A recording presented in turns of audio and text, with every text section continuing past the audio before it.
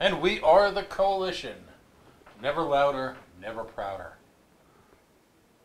Outrage porn free, civilly disobedient media broadcasting live on the Worldwide Coalition Network here at the GoLocal Live Broadcast Center in the heart of the city we love, Providence, Rhode Island. Facebook.com/The Coalition Radio. Of course, on the mighty Twitter at Coalition_radio. It is the beginning of the end. A process that we've been following on the Coalition now for almost 2 years. And guess what? In about a week, we'll start working on 2020. But that's beside the point. Tuesday is election day. Vote. Damn it, vote. There are special interest groups out there that are counting on a midterm meager turnout so that they can get their special interests pushed through, literally in the dark of night. There are bond issues that are going up that will join the never decreasing, always increasing parade of financial catastrophes that will attach themselves to the citizenry of Rhode Island. You must vote. This show is a living testament to third-party candidacies, independent candidacies, the spirit of the individual. And tonight, I think it's fair to say that in the gubernatorial race, no one embodies that more than our guest who's here in studio. He's been in the news cycle a lot recently. I don't doubt that part of his frustration right now that he may or may not be feeling is tied to the fact that the willingness to cover more controversial aspects of him being engaged in a campaign here in Rhode Island in the year 2018 are given sometimes more attention than the issues on which he's worked so hard to focus people's gaze upon, if you will. His candidacy has always been issues driven, and whether you agree or disagree, one only had to see the carnage that took place last night at the alleged debate, where sitting candidates for the governorship of Rhode Island were actually asked if they were in cahoots. Rather than focus the precious little time that the media accords this race, they continue to obsess over handicapping it. Who stole whose lunch? Who cheated on their high school exam? And blah, blah, blah, blah, blah. So his sign is right up behind us, I think. And it's a sign we're actually very proud to have here. Because like I said, we celebrate the individual, and we celebrate the spirit of the independent candidate. As anyone who ever watches shows knows, I'm the chairman of the Rhode Island Libertarian Party, and while I cannot endorse candidates, I certainly can give them my moral support. And that's what we try to do here. The rules of the coalition, as always, are very simple. We don't handicap elections. I'm not interested in your fundraising. I'm not interested in your polling. I'm not interested if you're going to win. I simply want to know why you should. And I think at this point in time, I would argue that most people have made the decisions. Hopefully most people haven't voted early. I'm not a big fan of voting early. I'm just not. Because there are too many issues that crop up at the last minute in the sort of corporate elective whack-a-mole that is Rhode Island that require your attention. Clearly, some people have spent their entire week scheduling out their November surprises. Most of them have fallen largely flat because people are so issue-starved at this point that they've moved beyond that. I would hope soon that the rest of the candidates, particularly at the governor's level, would move beyond that as well. So without further ado, as they say in real show business, I'd like to bring back to your attention for I believe his third visit to the coalition, and that is, of course, Dr. Luis Daniel Munoz. He's an independent candidate for Rhode Island governor. Thank you. Welcome back to the coalition. Well, thank you so much for having me again. All right. I appreciate the opportunity. Like I said, I've admired your campaign. Thank you. From at times afar, from at times up close, because of your ninja-like dedication to trying to get people to pay attention to the issues. Is that your biggest disappointment in the whole process? The failure of the popular elective culture to actually talk about what's important? Well, We're talking about elected officials, or are we talking about Rhode Island voters? Everybody. The whole mix and match. I think I will never insult voters because voters all have their own personal motivations. They have their own personal stories, their own movie that they're playing out in their lives. I know that there are political organizations in the state that continue to insult the voter, calling them stupid because they just decided not to vote for them. So I should probably rephrase the question and say, when I talk about the elective culture, I'm talking about the mix and match of the political parties, the actual candidates, big media, all of that. What are your thoughts on that? Well, what I've learned is over 50% of Rhode Island residents that could participate, right, in the general elections don't participate, and I feel that they have been disheartened, in part disenfranchised because of the political system, the party system, the way in which political officials, many, are kind of inaccessible by their in terms of accessibility to their constituents. Ultimately, I just want to give an answer. Voter engagement has been amazing throughout the last 9 months. Voters do want to talk about rising costs of health care. They do want to talk about the fact that we have a monopoly on health insurance in the state that's negatively impacting whether you're lower middle class, or rich. Voters do want to talk about creative ways of improving education systems for their children. Their children may go to different types of education or schools, but they still care about the youth and know that the youth is the future. Voters do care about jobs. As a candidate, I'm able to educate and kind of push the conversation further into what qualifies as a good job from a Rhode Islander's perspective. What is reasonable pay? What is a reasonable amount of time for training to get to that type of job? So voters have treated me well. They've been receptive. Voters want change. My challenge has been to prove to voters that everything that they've experienced over many years in terms of politicians that make promises and don't fulfill the promises, politicians that play within the confines of this political game that unfortunately many have accepted. Well, voters that have experienced that don't necessarily trust candidates. So what I've done in this campaign is really to create a platform that is completely and wholly focused on the individual. And from running as an independent to focusing on pragmatic solutions that will help individuals edify themselves with a baseline set of education, with civic service paths for our youth, with healthcare that's high quality, affordable, and accessible within the community health setting, as well as with, by having reasonably priced health insurance premiums. By doing all these things, I've tried to create a case for the voter to say, I'm not stuck in a party box. I'm thinking outside the box and how we can leverage resources without making extraordinary additional investments and just repurposing the investments we're making to focus on you, the people of Rhode Island. Now, the political system is not like that. So what I've noticed, the barriers to entry and the barriers to change in Rhode Island are threefold. They are clearly the party systems that are managed by operatives, which we can talk about shortly if you'd like. The second layer is this environment that is kind of propels outsiders, or what's a better word? It stops outsiders from ever filtering through. Environments such as media outlets that create criteria whereby if you don't raise a sufficient amount of funds based on that criteria, you will not participate in the debate. This third layer are advocacy organizations. There are nonprofits in the state of Rhode Island that have interesting ways of going around the legality of not endorsing candidates and actually endorsing them by only inviting them to speak to the people that are those that they're advocating for, and it's wrong. And there's another side of the nonprofit organizations in Rhode Island: those that, yes, cross the line and partly endorse, and then those that stay quiet.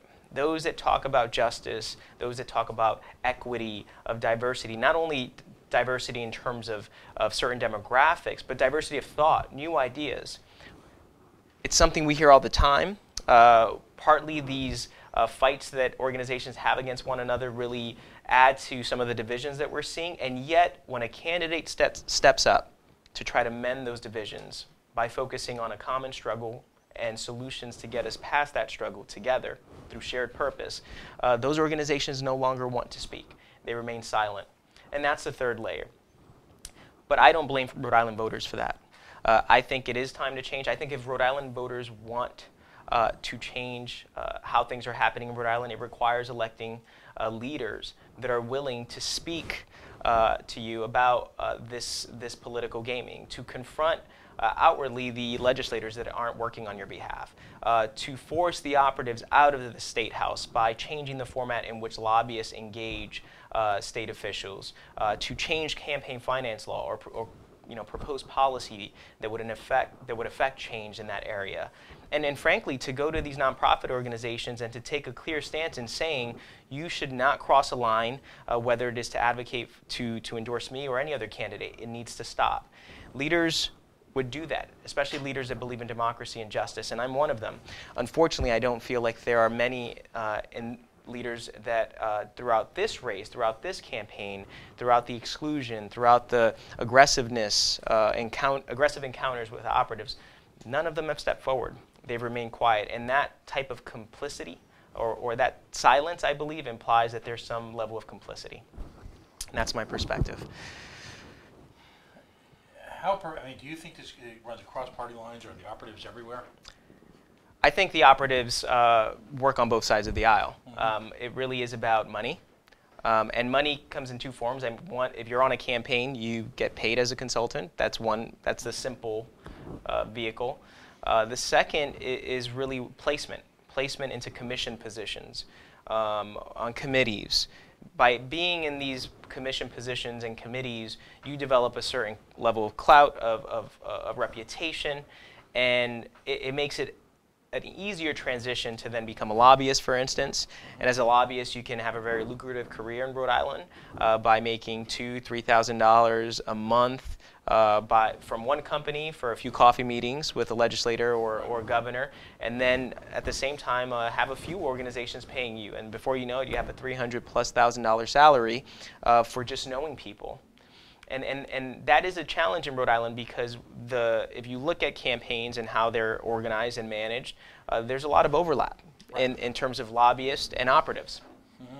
And unless we change the format in which how things work for lobbying as well as for campaign financing, we will continue to have an environment that pushes outsiders out, and we will continue to have, unfortunately, media outlets that justify their exclusivity through the vehicle of some objective criteria that is ambiguous and changes every year. And things need to change, and I think it takes a governor that has the boldness to focus more on the change itself and not re-election. How do we do this then? What are your, after having spent, by your own account publicly, you spent at least 6 to 8 months in, call it the investigatory stage, getting a handle for what it would take to run a campaign. It's been almost 2 years in total in terms of investigating and then going on to run a campaign. Yeah. And there's a wonderful picture of your volunteers, by the way, on your Facebook page. Thank you. And tell people, by the way, how they can find you. You can find me on Facebook if you go to the search engine on Facebook and put @Rhode, RHODE, the number 2, and Liberty. Road to Liberty. That will take you to Luis Daniel Munoz for Rhode Island Governor page. If you go to www.Rhode, RHODE, to liberty.com, that will take you to the campaign page where you can see a couple of commercial videos we have. There's also a video of a speech I gave for United Way where I lay out my platform really in the context of confronting these special interests that are driving up costs across different industries and blunting change or slowing it down. So that's how you can reach me, and certainly you can get to Twitter and Instagram from our website. So the key is, before we actually get into the micro level, we're talking macro right now. Yeah. Just joining us, we are in fact always the Coalition here on Facebook.com/theCoalitionRadio. The challenge, as you and I have spent countless hours talking about political philosophy. Yeah. Countless hours. Sometimes arguing, sometimes talking. Yeah. Usually a good chair. Actually, always a good chair. Philosophical discussions often become argumentative, but yeah, it's been good. as a libertarian, obviously, I am a huge believer in free speech, to the point where I can think of very few cases other than the proverbial house is on fire preventing free speech. And I believe firmly that a lot of the political campaign finance laws that have been put into place are brutal suppressants of free speech. I've seen, as a small political party in the state, for example, all the different campaign finance laws that are meant to be, to save the world, how difficult they make for a small political organization to raise money and to account for the money. In classic economics and market theory, they would talk about barriers to entry. And campaign finance laws in this state are significant barriers to entry to get the money necessary to bring to scale a political organization that is going to present an alternative viewpoint, particularly one that may not be very popular with the entrenched 1%. For people who ever watch this show for the first time, the 1% for me is the highly compensated government officials, and some of the same people that you talk about, who morph, shapeshift, if you will, in and out of lobbyist roles, campaign operative roles, and then, sometimes conveniently running not-for-profits that have real no mission other than to act as a place to park someone who's political, and then, of course, at some point in time, depending on who's in power at any given moment, seamlessly moving into employment by the state of Rhode Island. So I worry about rules that prevent people from doing things. Right. But how do we clean up this rat's nest? I mean, the swamp term has been abused by supporters of the current president. I mean, they talk about everything is the swamp that they disagree with. But how do we get rid of the very people that would have had you, essentially become their puppets? What I think it takes is a leader that is willing to forego having their name on a building and really just to lay their back down and have others climb over. Mm-hmm. And the governor, as an official position, as an executive office role, has an opportunity to take these small coalitions, these out pockets, right, of advocates, of community leaders that want change, that understand the political gaming and are trying to fight it.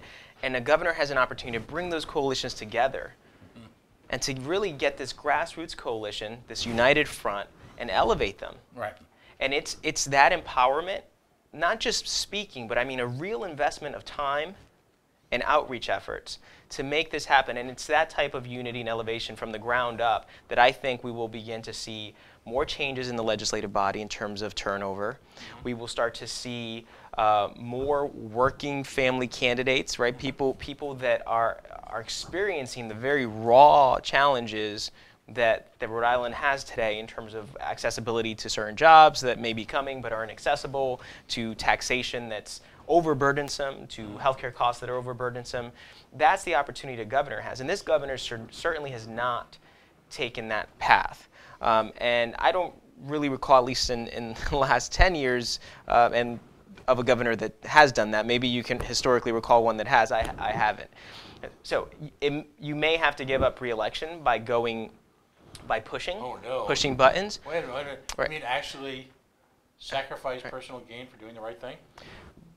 But in reality, isn't it worth it? I mean, change takes time. 4 years is not enough to affect all of the change I would want to see. But 8 years isn't enough either.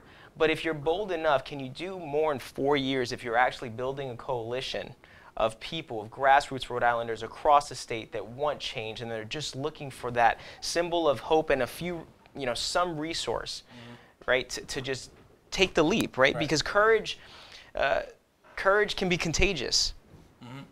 And when you have an administration that is inaccessible, that is not transparent, that is misinforming the public about some of the challenges that it has faced, even in the decisions that have been made, well, that kind of forces everyone else into the shadows as well. So that's how we create change. That's how a governor, I mean, people love to say there's a governor has limited power, the Speaker of the House has power, but it would be misinformed for all of us to accept that, because the governor is executive of the entire state of Rhode Island. The governor is managing the state of Rhode Island. And so things are executed by this individual. Right. To say that that person is not important because they don't create or ultimately put a stamp on every law that's passed would be wrong in the context of our lives. Because when UHIP failed, thousands of people suffered. Right. And continue to. Right. Despite the governor's protestations to the contrary. You made a bold move earlier this week. I just want to get this out, and then we can move on to policy issues and things like this. You had, and unlike some of my brethren, I'm not going to press you to move beyond your comfort level. And I have nothing but profound respect for what you did. It's astonishing to me that some people would feel that somehow the process of being a whistleblower is, they feel aggrieved by that. Wow. That's a stretch, because having listened to the recording, as many Rhode Islanders have, it was clear that there was not even subtle intimidation at work here. That's certainly different than recording a private conversation about the normal comings and goings and the communications of the normal political day-to-day work. They're in a different category. Conversely, I'm appalled at how many people in the last few weeks have let loose with recordings of private conversations where there was no intimidation, it was simply a discussion of the facts. So you certainly, not that you need my approval, but you certainly passed my litmus test for what's appropriate to record. Not only that, but the necessity, if you will, to document for your own, in order to maintain your own personal integrity, if in fact people should challenge you. Because we've all listened to politicians at one time or another and look people right in the eyes and say it didn't happen, until all of a sudden some form of alternative proof came out that it did happen. So again, I just set that stage because I'm not the type, I'm not going to press you. Thank you. What happened? I mean, give us, if you will, a discussion of the event. Right. So leading up to the event, when I decided to run for office, the first phase was assessing, I would say, myself. Why am I making the decision? Is it in the best interest of Rhode Islanders? Am I focused on them rather than on me? And the second phase was why I want to run for the office. What are the systemic challenges that I've identified? Can I validate them with voters, with the community, with family? And can I really think and really come up with solutions that are reasonable? So once I went through that phase, and I thought that was an important phase to go through, I thought the least difficult, I would say, phase would be to just assess the landscape.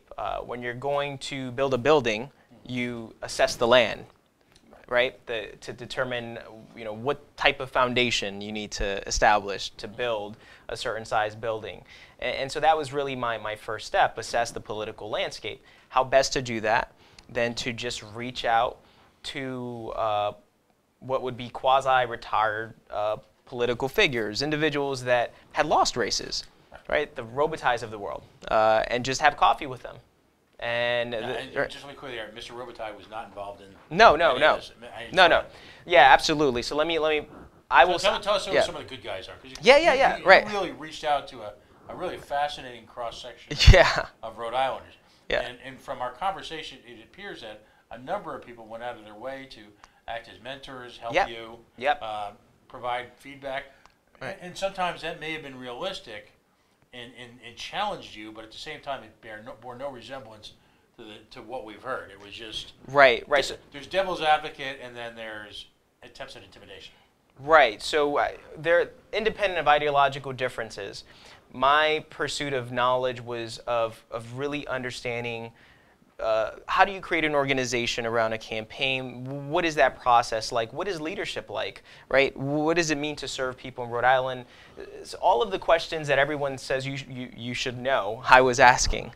Right. And and the cross-section of people that had served as mayors, people that had run for governors, people that had been in commission positions, people that were part of advocacy organizations around housing. I was trying to really understand everything. How does it function when you're a community leader? How does it function when you're running a nonprofit organization advocating for housing? How is it running? How is it when you're a mayor with a city that's struggling financially? And it was amazing. It was an enlightening experience. And you get so consumed with this journey because in many respects, you feel like it's positioning you to not make the same mistakes that others have made, and they're kind enough to share it with you, right? So that's the journey towards wisdom that I was pursuing. And it must have been probably the 10th type of these meetings, and they take time, so this week's, maybe a couple months into it. There was one person I reached out to, and the person was never served. It was really someone that had just been involved in a campaign. The last person I would have thought would have made a referral to what inevitably was this group of individuals, but met with them, and at that point I had decided definitively I am running for this office. I'm running as an independent. I was not seeking the strategic path of which party. No, it was independent. I've always been unaffiliated, and it was clear that we needed pragmatic solutions.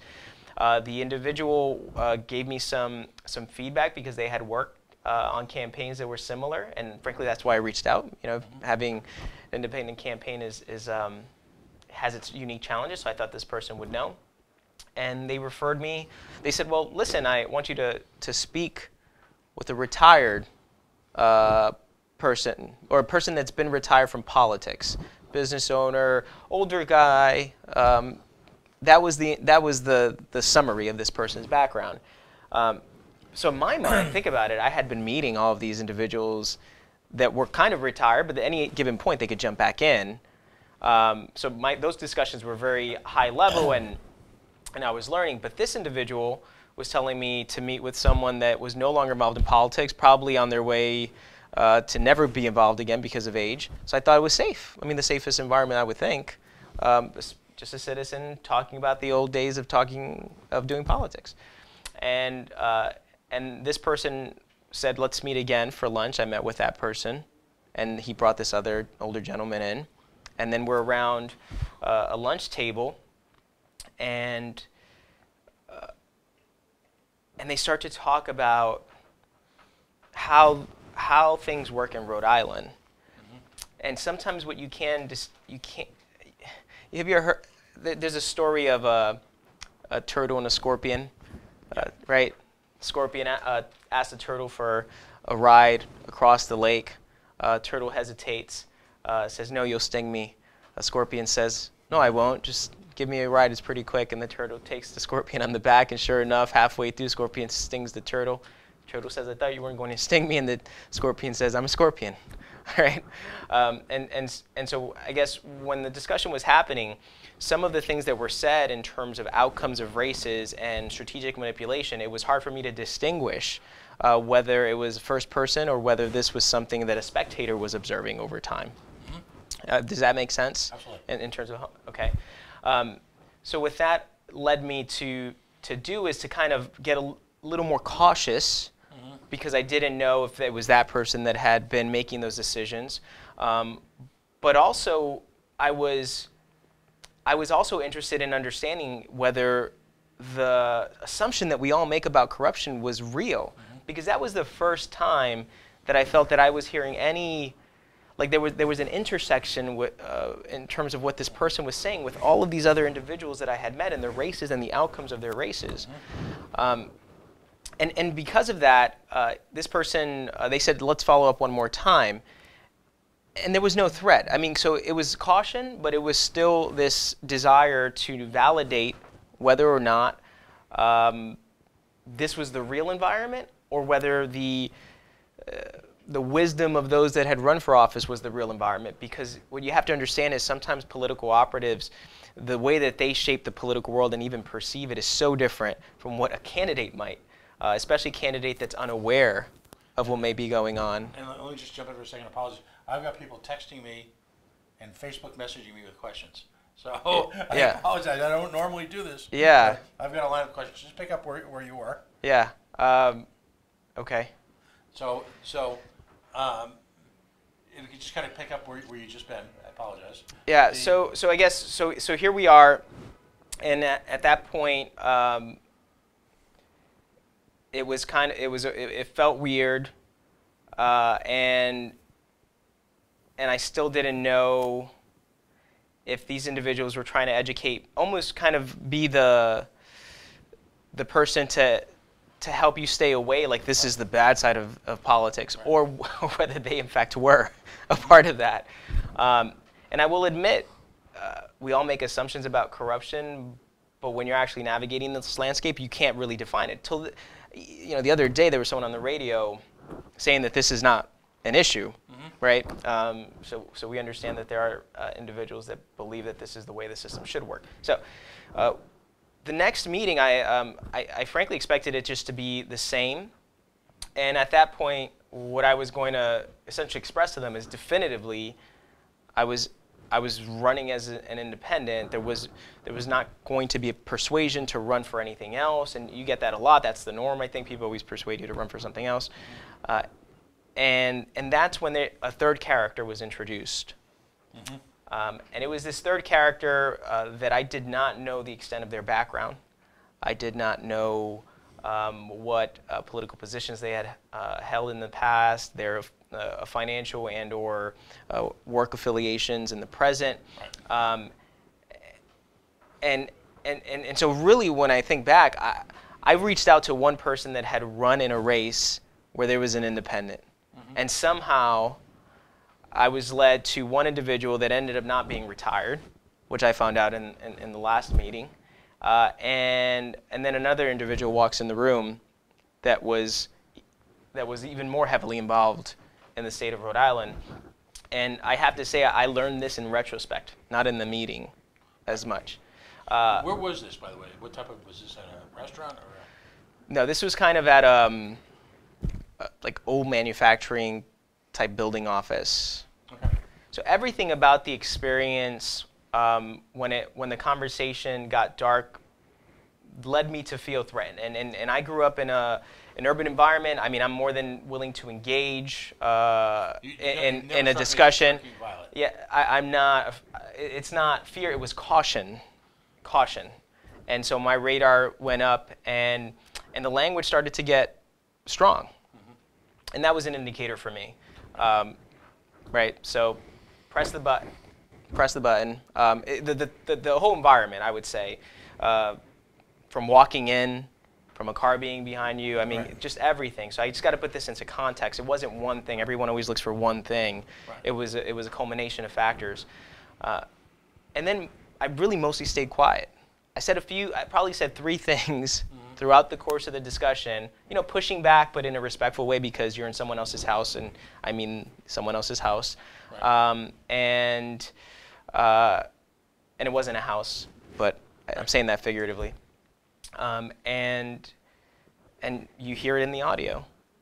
An evolution of a person that is trying to classify the degree of power they have, who they are, their history, the lack of value that I as an individual have, and how ultimately they are the shapers of our leaders, right? And when I pushed a little back, that's when the strong language came up. About midway in the video, you'll see that. They needed to draw a parallel, and so they talk about a doctor that at one point in time that they did something to, and then they ultimately, I think, were trying to send a message to what can happen to me. They also brought up different candidates that they helped, and that whole experience, there's questions as to why I waited. I would say I struggled.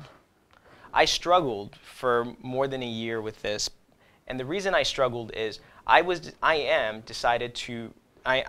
running for governor. I had decided to run for governor, right.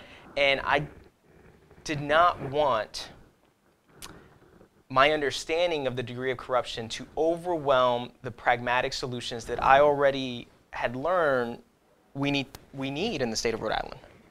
And so what is it to be a leader? This is the challenge I had. What is integrity? What is the right path?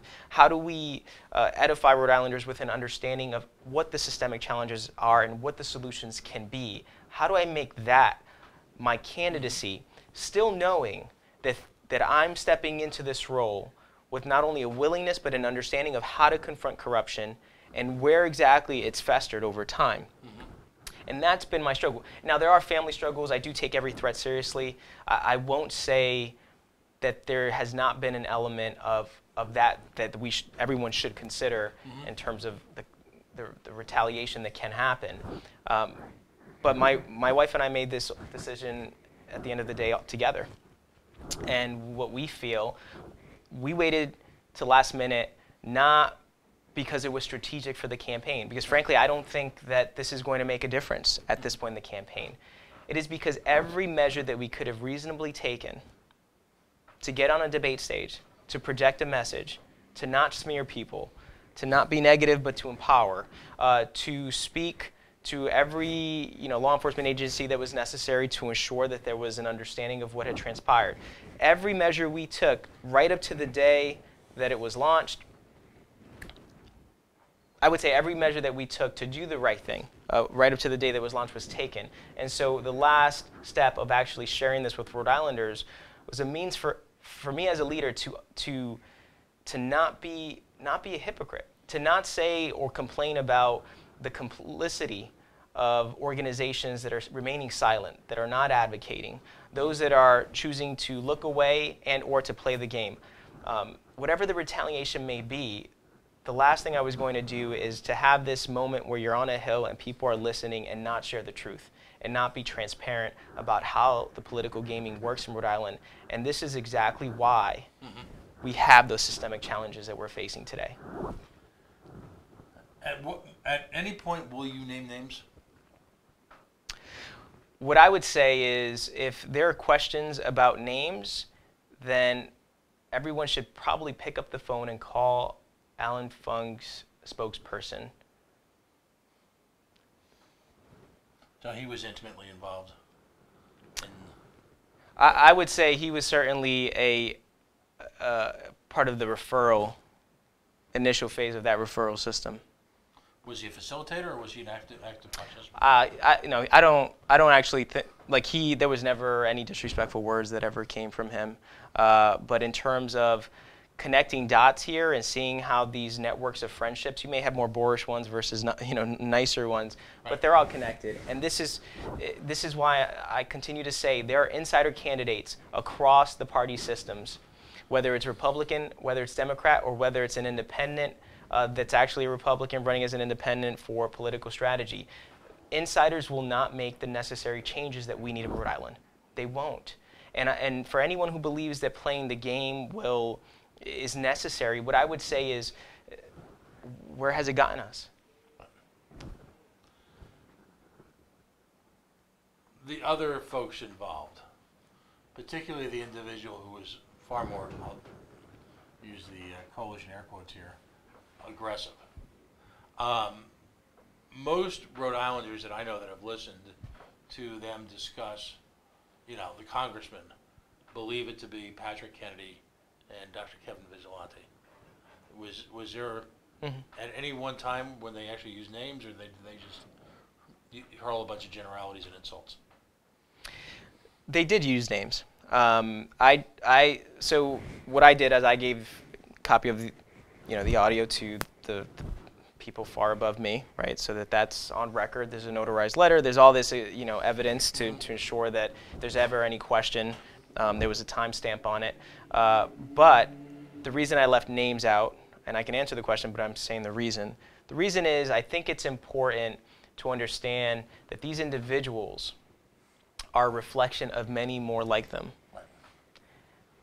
And oftentimes we target one or two people and they get in trouble and we all go home and, those that are paying attention celebrate and say this is over, the corruption's done. But it's not. We need to tackle the systemic challenges, and so I was trying to show there that these individuals, yes, they were bringing up names, but it was the thought process behind why they were helping candidates that was important to understand. It was the fact that there was an individual that, though they were not qualified or maybe even passionate about a role, had the money to acquire all of the support necessary to take down a candidate that perhaps had more qualifications. Now, I don't want to take away as well from candidates that ended up in office and may have done good things. Mm-hmm. But I'm not disputing whether they've done good things. I'm disputing whether the system of candidates getting into office in the state of Rhode Island, the gaming behind it, is something that we want to continue to tolerate or not. Is peer pressure or a public outing, A, in the offing, and B, do you think that would change anything? Inevitably, I think that an outing would certainly you'll start to see a web form. Right. And the web will intersect campaigns stemming into the 90s. And then you can follow money. And you can do all these things. But here's the question. If the people won't rise up and go out and vote on Tuesday for change, then all of the elected officials that end up in office, not all, but a good percentage, will be the very officials that these individuals put there. Right. And so there's a layer of protection. So I'm attempting to demonstrate to everyone that this experience happened, and it has happened in the past to others, and it will likely happen in the future if we don't change things now. And while I have moments where I understand humility is necessary, this is a moment where courage is necessary.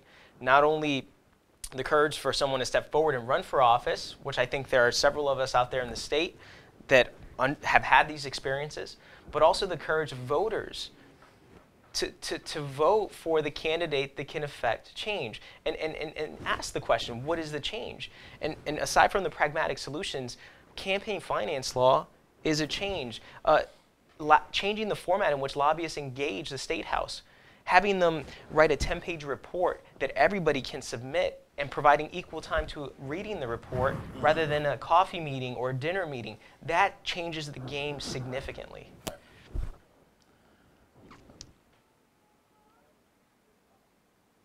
These folks, do you get the sense that they're still heavily involved? Yes. So you believe that there are campaigns out there that they are actively stewarding? I believe that there are campaigns in this gubernatorial race that they're stewarding. Interesting.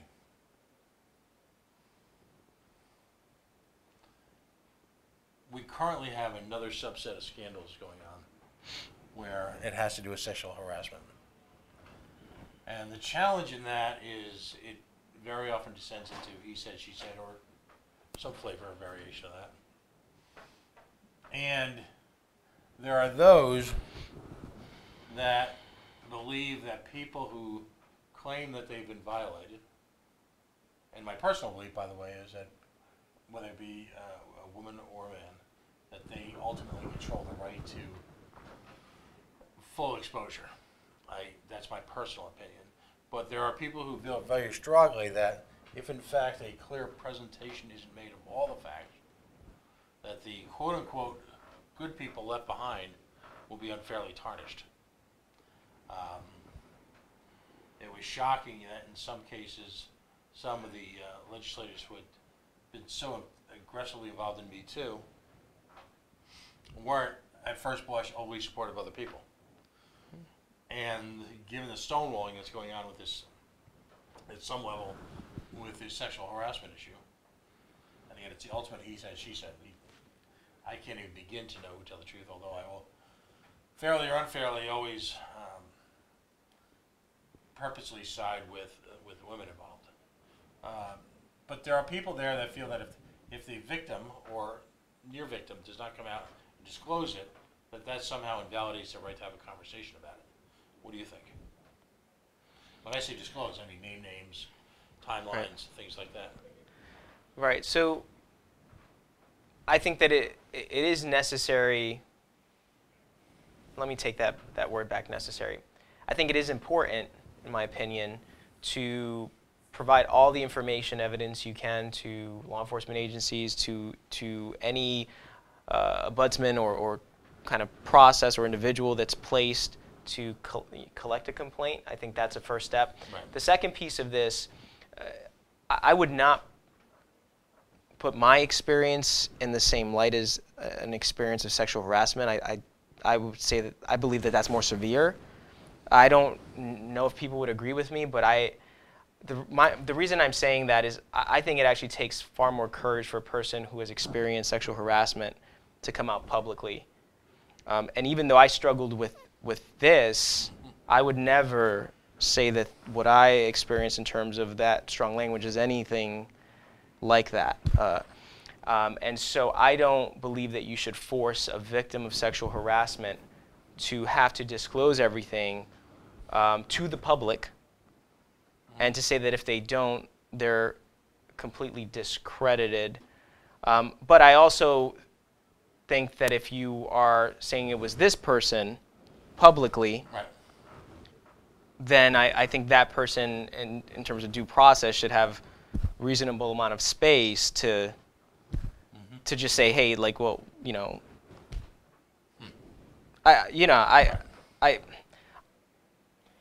yeah, No, absolutely. you know, I'm literally like, if you say that someone did something, do I think that we should automatically say that the victim, if they don't provide the public with disclosure of all the details, that they weren't a victim? No. Let me just put that out there. I don't think it's fair to do that. But do I think that the person that has been accused should go to prison without there being evidence? I also don't believe that. So I guess is that the question you're asking? Yeah, I'm trying to get around at what the. No, I'm absolutely trying to get a sense of the whole. You know, because clearly you've got moral conflicts on multiple levels with this. There's so many different issues at work that it's astonishing here, and there's so many potential civil liberties that an event like this could impact positively and negatively.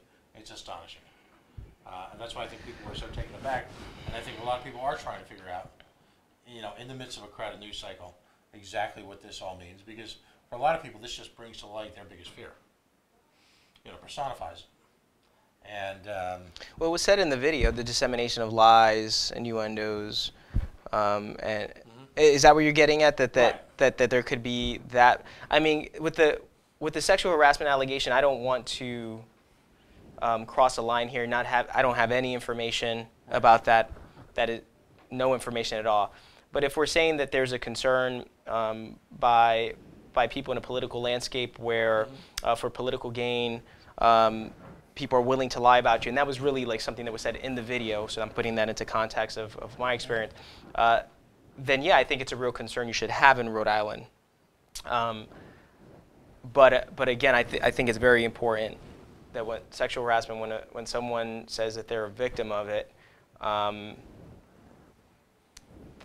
that we don't automatically discredit them or something. I don't think that's right. So I think it's reasonable that people people are saying now, you know, is there substantial evidence? And that's why I've gone to law enforcement, and they have the substantial evidence. So even then, I've chosen to be careful about just putting a name, because what does that do in terms of the requirement that it would have upon me from the public's perspective? Not a legal requirement, but from the public's perspective, it would entail a requirement that somehow everything be published, and frankly, I think that predisposes a lot of names, even like we talked about, to question, even though they may have been innocent bystanders to some extent, and not understanding that there was a game being played behind them. Partly their fault, but I'm sure not to the degree to which they're probably immoral or anything like that. Right. Yeah. What, step aside for a second, getting out there and campaigning every day is really the ultimate in self-engagement, that quote-unquote self-starter. There's very few things that are harder. You're faced with surprise circumstances, questions every moment that can have a profound impact on your chances of success. And given the news cycle, not only can you not have been a bad boy, at this point, you know, I refer back to the issues surrounding Mr. Augustus from the Funk campaign, who was had to resign this weekend because of tweets he had made, what, 6, 7, 8 years ago? And we've seen this steady parade of media types, some of whom quite obnoxious, others, at least on, and again, you can't go by this, we all know that now, but at least on appearances, you know, someone who would be considered normal. I don't know where to go with this. What would you like to see happen to these people? Any particular penance? Any particular imprisonment? I mean, what? Yeah, you know, I would rather be a leader that finds a way to be merciful, not in allowing them to continue to work in their capacity, but in removing the possibility for them to continue to work in their capacity, right? Yeah. Right? And I would say that doesn't dissolve them of their faults or the bad decisions that they've made, which have been bad for Rhode Islanders, but I think if you're merciful, some will leave with them. They'll see that there's a way out, right? That they can walk away and then they'll leave.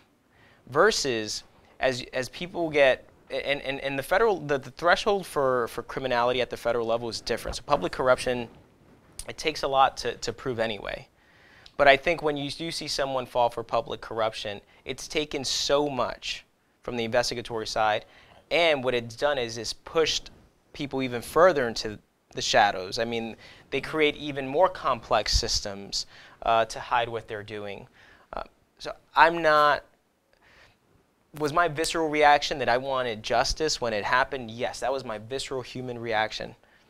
But But as a leader and as someone that's trying to set a precedent and really provide a reasonable vehicle for change and telling these people that the old ways are done, I think that it's really just reformatting, disengaging from the way lobbyists function. And I do think it takes a little push. It does take some finger pointing, like it is your time to go. But I wouldn't want to see someone's family suffer. As long as if the crime is egregious, I mean, if they hurt people, that is not what I mean, if that justice, right. Like I think the law enforcement should go. For what they did to me, in terms of what they said to me, I wouldn't want to see them. And I think the penalty should match the crime, and that's. Right. But I know exactly how the game works, and I know who they are, and I know that there are many others like them, and there are formatic changes that we can have in the way the State House engages lobbyists, and there are ways that we can change the way campaigns are organized and financed, and I think that is the way to take profits out of politics in Rhode Island, and that will get these people out of politics. Take a very quick break now. If you're just joining us, of course, we are the Coalition, loud and proud, outrage-porn-free, civilly disobedient media, broadcasting live here at Coalition Radio on GoLocal Live. We're visiting, of course, with Dr. Munoz, who entered the news cycle with a roar. My words, unfortunately, not because of some of the interesting ideas he had, but because of how he was approached by members of the political, I think we can call them the elite, who fancy themselves kingmakers and fancy that the needs of the individual Rhode Islander are just merely an afterthought when compared to the machinations that one can engage in, either for personal political gain or, appallingly enough, perhaps just sport. Like, this is fun. I'm manipulating people. I'm moving the pieces around the checkerboard. I must be interesting. I must be important. Look at me. Look at me. Look at me. Do you only intend to point to that one person, or is that something that you're just going to continue to think about and just one day release the other people in terms of their names? Yeah, I mean, I'm sure the names will come out. But again, if the masses now want a name and I'm trying to demonstrate that there's a systemic challenge, right, and it's been about 24 hours or a little over, So I think it takes time for people to connect with that systemic challenge and decide whether they want to address it. I know that there are people that assume that this is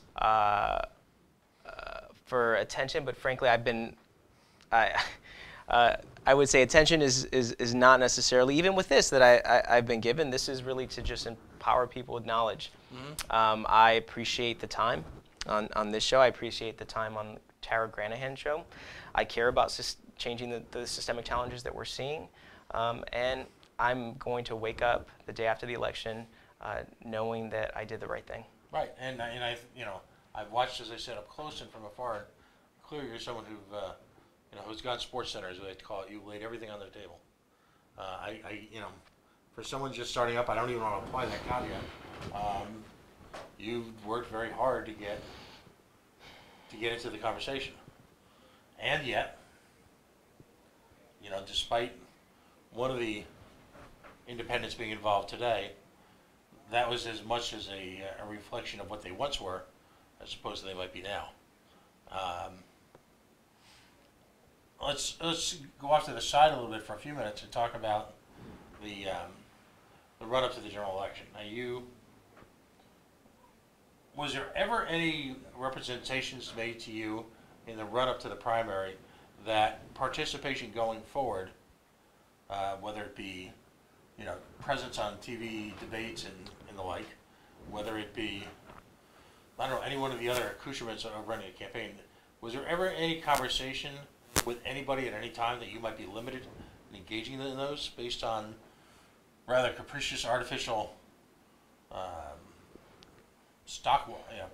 Well, that discussion was educational even before I launched. It was clear that the money being thrown around would ultimately dictate access to opportunities.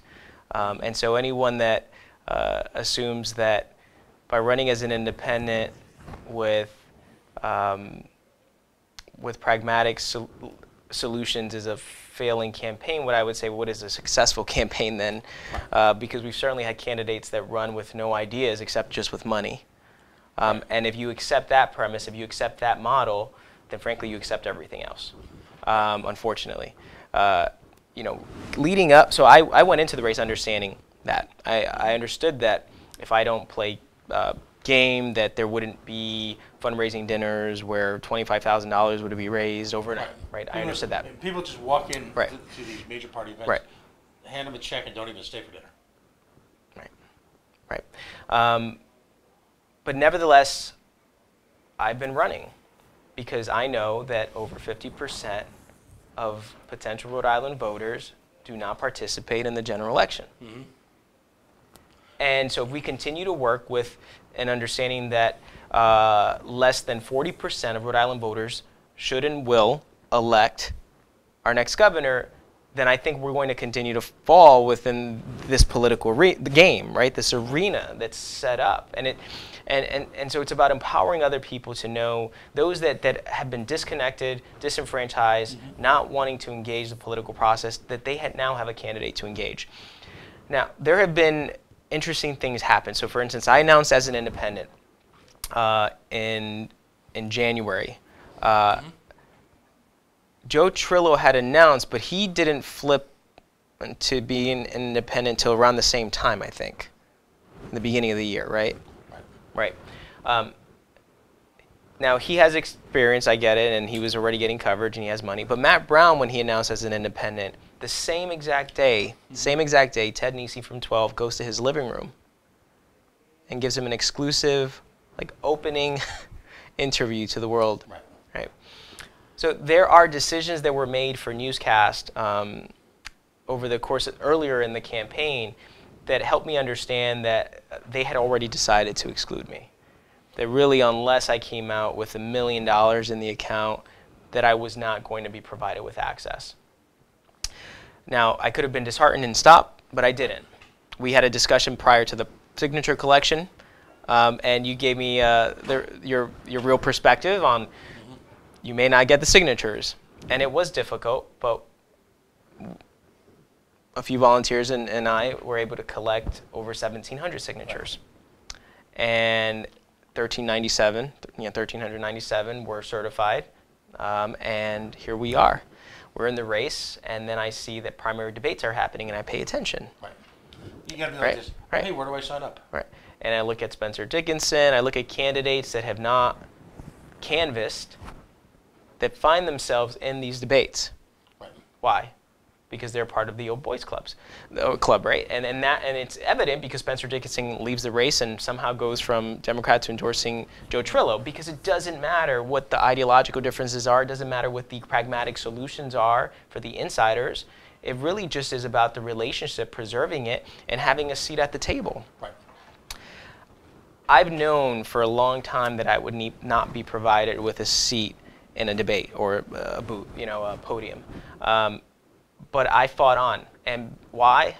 Because I do believe that Rhode Islanders can vote for change, because an independent has won in a 6-way ballot, 2010. That independent was disliked at the time.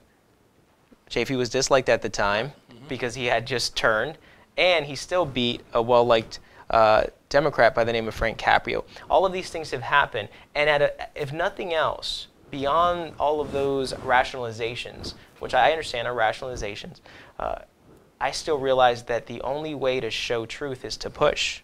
Right. To push against the system and see how it pushes back. And that was evident with Alan Rosenberg at the Providence Journal. I was at the Public Occurrences event at Rhode Island College, and I pushed a button.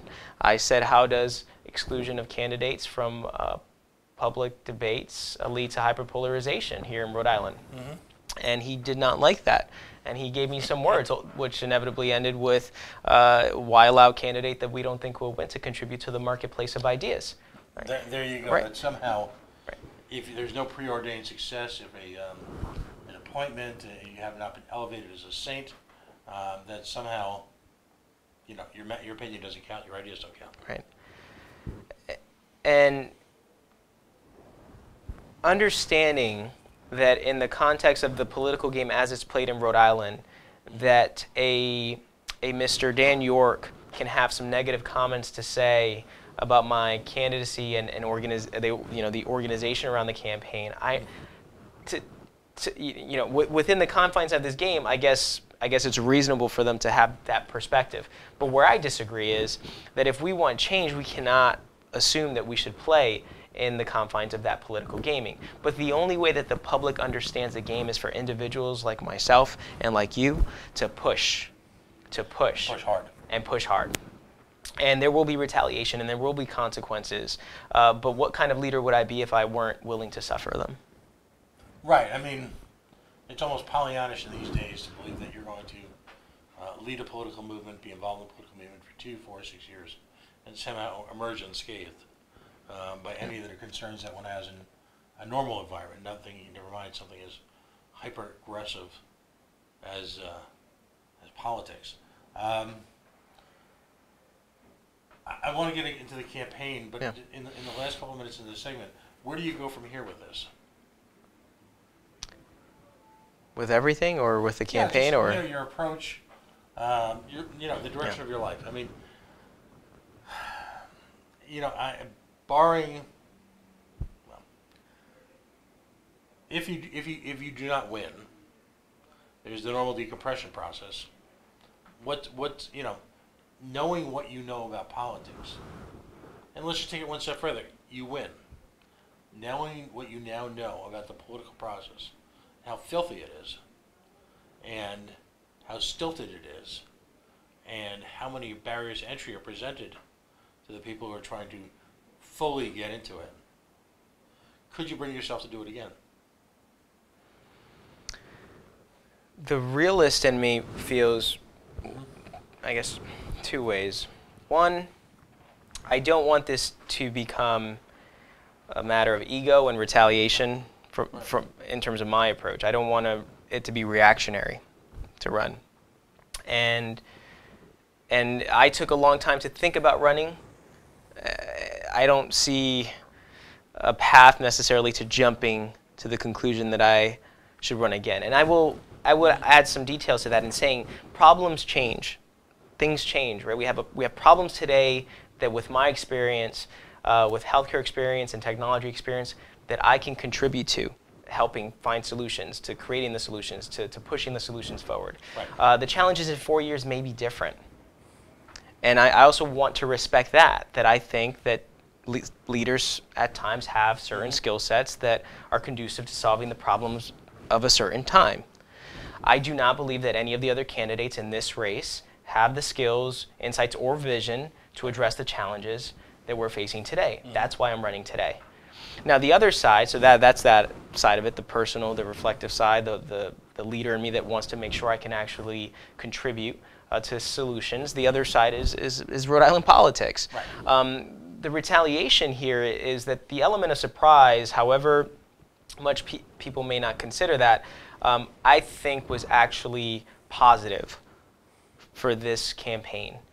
For 9 months, I was able, however, it was a challenge to get on the debate, but I was able to construct a real vision, tangible solutions, a path to addressing the universities that aren't paying taxes and how we can expand after-school programs, mitigate youth violence through civic service programs. There was so much time to just build this vision around modifications that would help people empower themselves and engage markets. What you see with the other candidates is the opposite. They don't have to talk about solutions. They don't have to talk about issues. They can just entertain themselves with name-calling and smearing. And the way the system works is without the element of surprise, if someone ever chooses to run a second time for an office, having already pushed those buttons, Right. what you'll find is that they won't give you an opportunity to express that vision. That's the realist in me, that we need the change today so that that ends. And that's part of the reason what I was kind of sort of getting at. I mean, do you defy this internal proud mission of yours to, for lack of a better term, just make things better? Or once the selection is done, you know, in the words of the immortal Snagglepuss, is it exit stage left? Again, I won't give the answer that I think people may want to hear, which people want to hear, well, if not this time, next time, but I continue to say it's this time. I'm running a race, I would not do it any differently. I guess that's the only thing I can say. I would run as an independent. I would not want to accept money that would lead to compromises. I would want to run on pragmatic solutions. Right. And so if Rhode Island doesn't change, how does the outcome then change? If campaign finance law doesn't change, how does the outcome change? If people aren't willing to come out and vote when there's a candidate presenting pragmatic solutions today, how does it change in 4 years? Do I have hope that it can change? Yes, I have hope. But to say that I am the only change agent, I won't accept that. In 4 years, there could be a candidate that has the specific talents and insights and vision to address the problems that we have in 4 years. Would I like to serve the community? Would I be opposed to being the candidate? No. But I will not commit to 4 years from now. I'm committing, and I've committed to today, to next Tuesday. Right. And after, if I were given the opportunity. So that's just my answer. But No, I appreciate it. No, absolutely. And we're going to take a very quick break right now. We are the coalition, loud and proud, never more outraged, poor, and free than we are today, after being subjected to a deafening and a deadening, spiritually empty campaign for this one sort of bright light to appear, and to have more than a couple people who should know better try to ruthlessly squash it based on some construct that only they seem to understand is baffling. And I want to spend our next segment really taking some time to drill down on the issues, so we don't leave. This will be the last time you're on the show before the election, so we don't leave having just immerse ourselves in that which I feel is so detrimental. I refuse to do that. Yet at the same time, it was very important for me to clear the air tonight, because I wanted to get it out there. Because my fear, and I think you're seeing this come true, is that rather than take this event on a standalone basis, have it be a living, breathing display with audiovisual aids of the seedier side of the campaign, rather than certain people, particularly in the public eye, be outraged about it, rather than they be demanding, they'd be lighting up the torches so the villagers can go up to the hill, here we go again. And the analogy I'll draw is the same. You've heard me say it 3 times now. Rather than do all those things and cure the ill, they are handicapping the event in the very same way that they approach elections in general, obsessing over who's going to win. Not so much the reason they're going to win, but what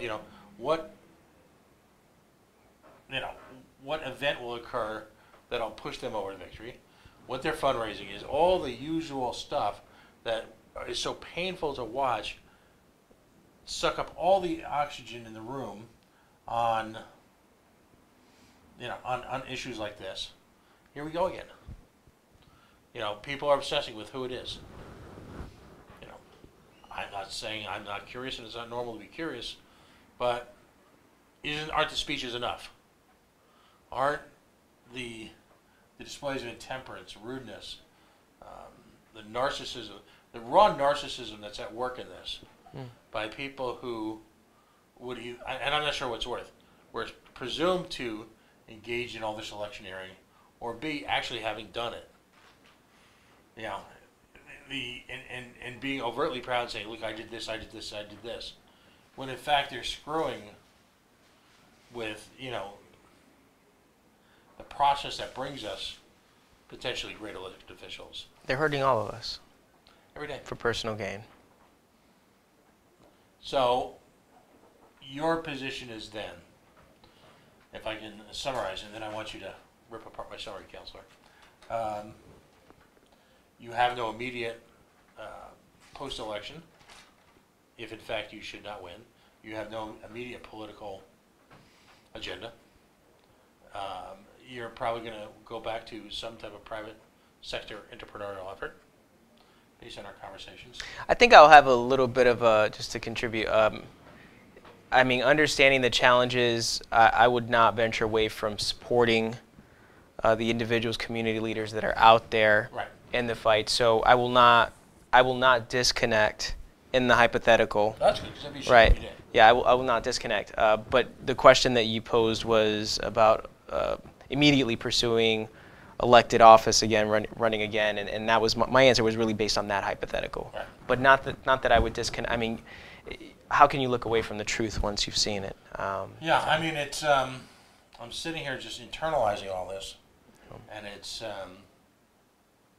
I can try to interject some dark humor into it, it's not unlike that terrible driver's ed movie. It's on one hand, it's awful to contemplate, even more terrible to watch. You can't avert your eyes. And so, like anyone else, the person is, who was it? Who did it? What happened to them since then? How many other people have they done it? Do you expect other people to step up and say, hey, almost kind of a political Me Too? People have contacted me and said that they met the same individuals. So this is a recurring roadshow for them? Oh, yeah. Yeah. The discussions were different. It wasn't necessarily a direct replica. I actually think I must have pushed a button. But it's happened before. Do I think that people will, let's say, to put it figuratively, come into the light? No, I think a lot of Rhode Islanders have real concerns, and the same concerns I would say I face. You think about the retaliation and what form will it come, and I understand. I'm empathetic. Well, to them. By outing the whole sordid cast and crew, does that prevent then from other people being subject to that same kind of that having to come up with that sort of sell your soul moment? Imagine if someone was out there committing actual physical violence. I don't think anyone would hesitate from outing them. If someone doesn't out them once and for all, which will effectively act to neuter them. If you don't need a criminal process to make someone radioactive in politics. You know, does outing them at some level serve the purpose of just shutting at least the group down? I think the forum matters. I think the platform in which you, quote, to use your words, bring them into the spotlight is very important. And so again, so for instance, the Allen Fund campaign has a new spokesperson, which was one of the individuals that said, hey, you should talk to these guys. And so when you draw these relationships and connections, I think it's important in part to compel other people to talk about whether this is something that they accept, because they're the ones making the referrals. And people, we're going to ask some questions after the break, because people continue to message me, and this has clearly brought up more interest than some of the issues have. And here we go again. But again, if it's all about the name, without it being about, it's more than a name. It's more than a couple names, right? It's more than 3 names. It's what they represent, ultimately. I mean, there are others like them. Right? These massive organizations that get, these massive campaign organizations that receive all the credit. Oh, that's a viable campaign. These are the type of operatives behind the campaign. These are the general consultants getting $160,000 for 9-month campaign. And I just want everyone to understand, when you accept the premise that that is a viable campaign, and that those that don't have millions or inject millions into a campaign are non-viable, you are also accepting that these operatives have this type of function. That this is how the game, in their perspective, is played. This is why we have 2 of the candidates on the stage just throwing commercials at one another, playing with facts and smearing one another, rather than talking about the solutions that are going to help Rhode Islanders.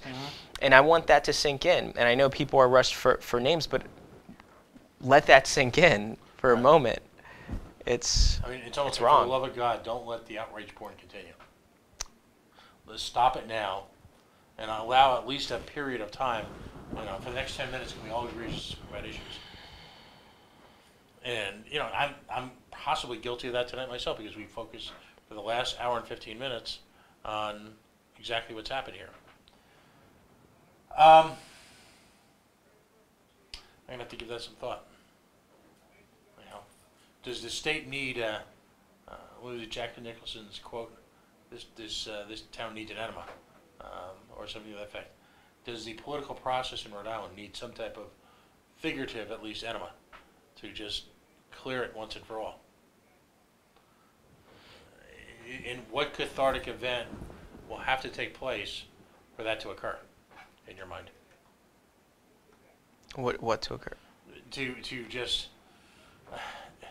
a purging, a cleansing, an enema, some... But we need the right platform. We need the right platform. You have been fighting different issues for a long time, right? I mean, the challenges that you had with the Paw Sox Stadium and the position you took, and you saw the inner workings. Having the platform is important. You talk about it in the context of building a coalition, right? And building a group of individuals that are always present, always there. There's a continuity of a constant fight against the issue, right, until you affect change. I'm talking about running for an executive office that in of itself immediately enacts that degree of coalition, that degree of authority to some extent, where you can affect change. And I don't want to slide back into a reasonable strategic approach that I would say as an activist might take, rather than the clarity that I already have, that as governor, I can address it more effectively. But I guess the open question that we can't resolve tonight is, how do we get someone into a position of authority where they can effectively, or at least a bully pulpit, where they can effectively address those issues head on, if in fact the cancer, the tumor that these people effectively represent Well, if we it continues to leech off the host.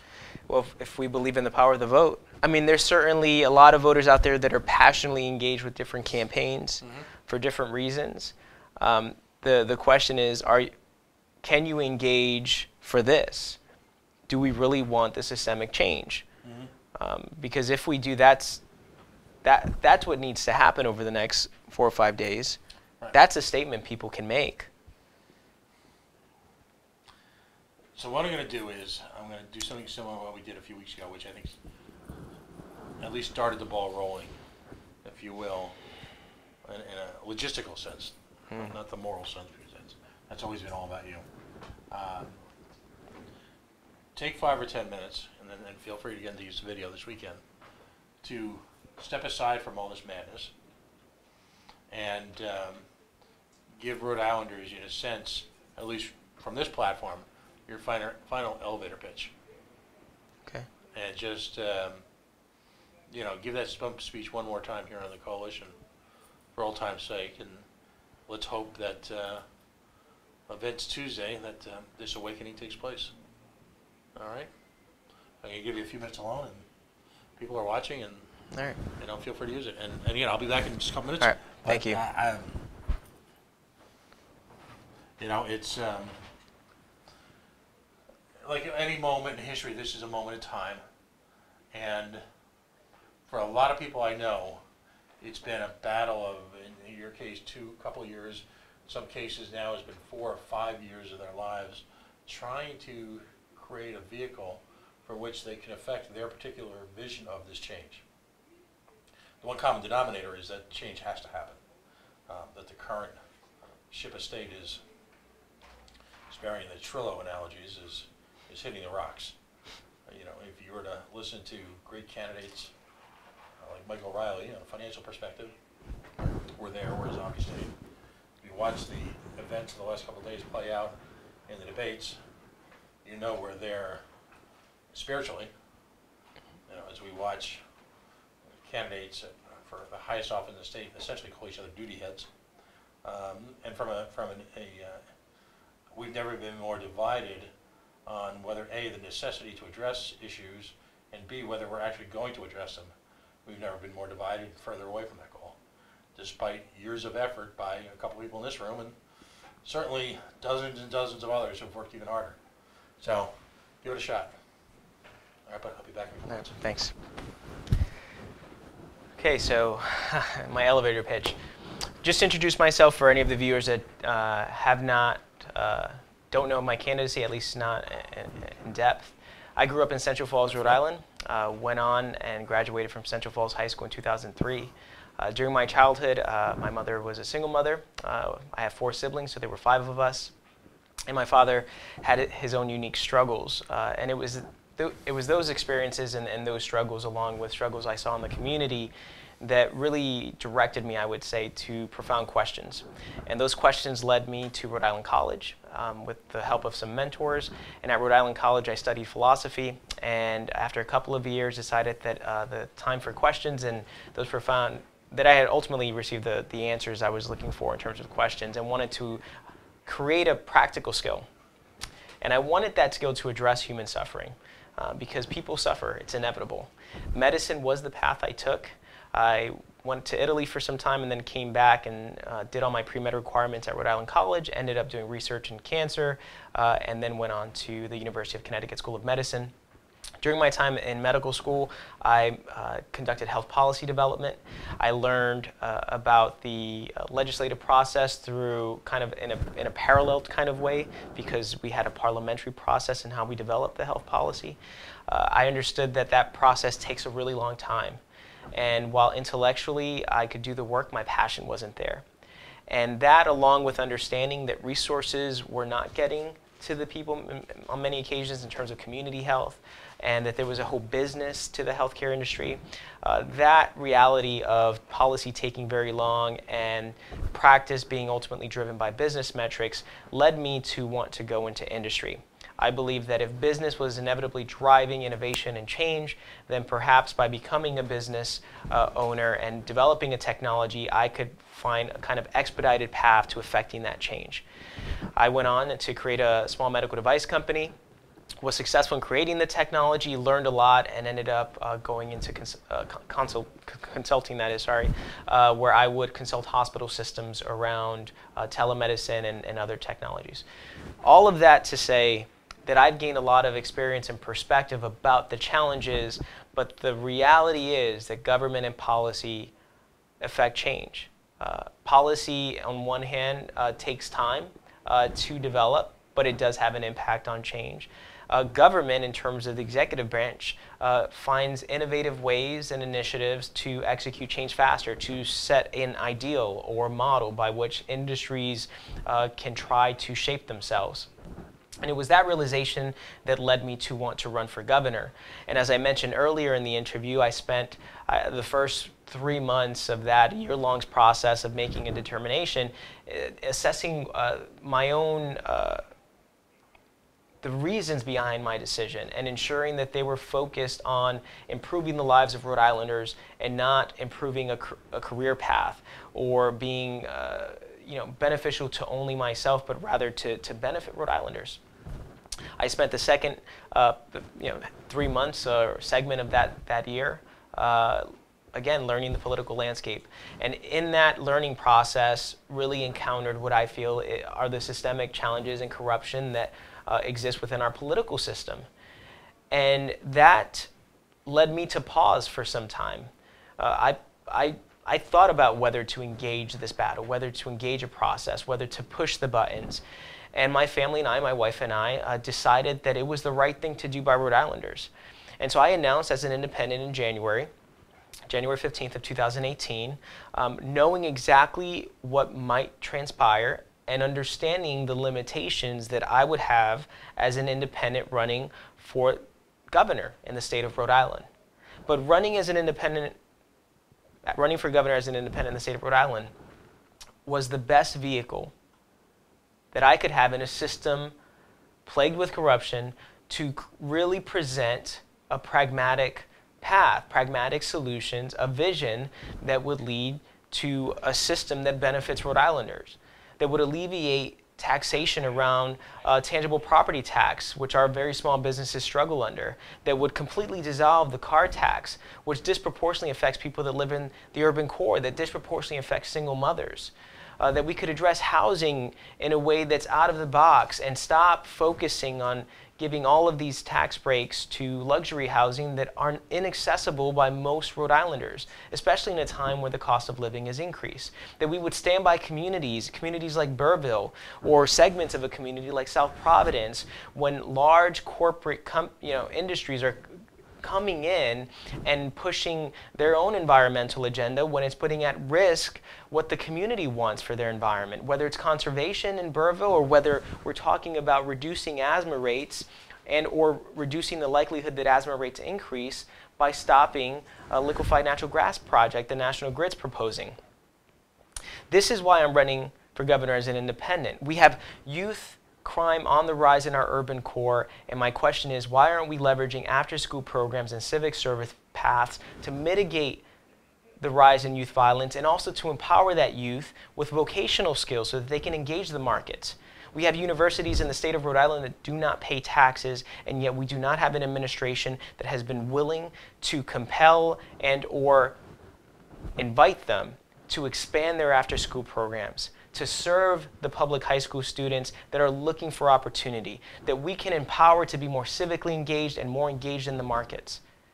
This is why I'm running for governor, and this is why I've run as an independent. We have rising cost of health care. We have community health centers that have deteriorated. We have health insurance premiums that have risen by 12% this year alone. We have a monopoly on health insurance. We have an administration that is not intervening, that is not finding creative ways of stabilizing healthcare costs or healthcare insurance premiums. Having good community clinics that have reasonably priced, high-quality healthcare services like urgent care services serves everyone, whether you're on the lower end of the economic spectrum or on the higher end. This is why I'm running for governor as an independent.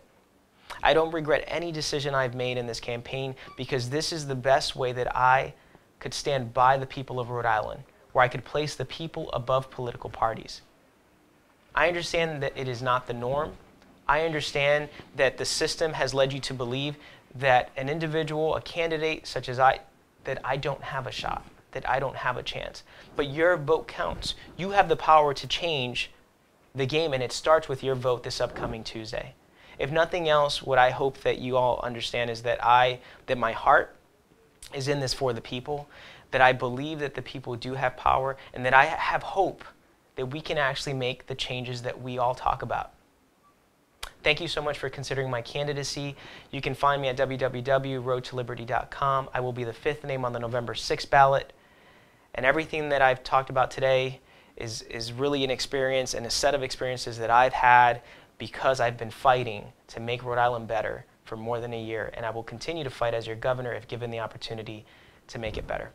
Thank you.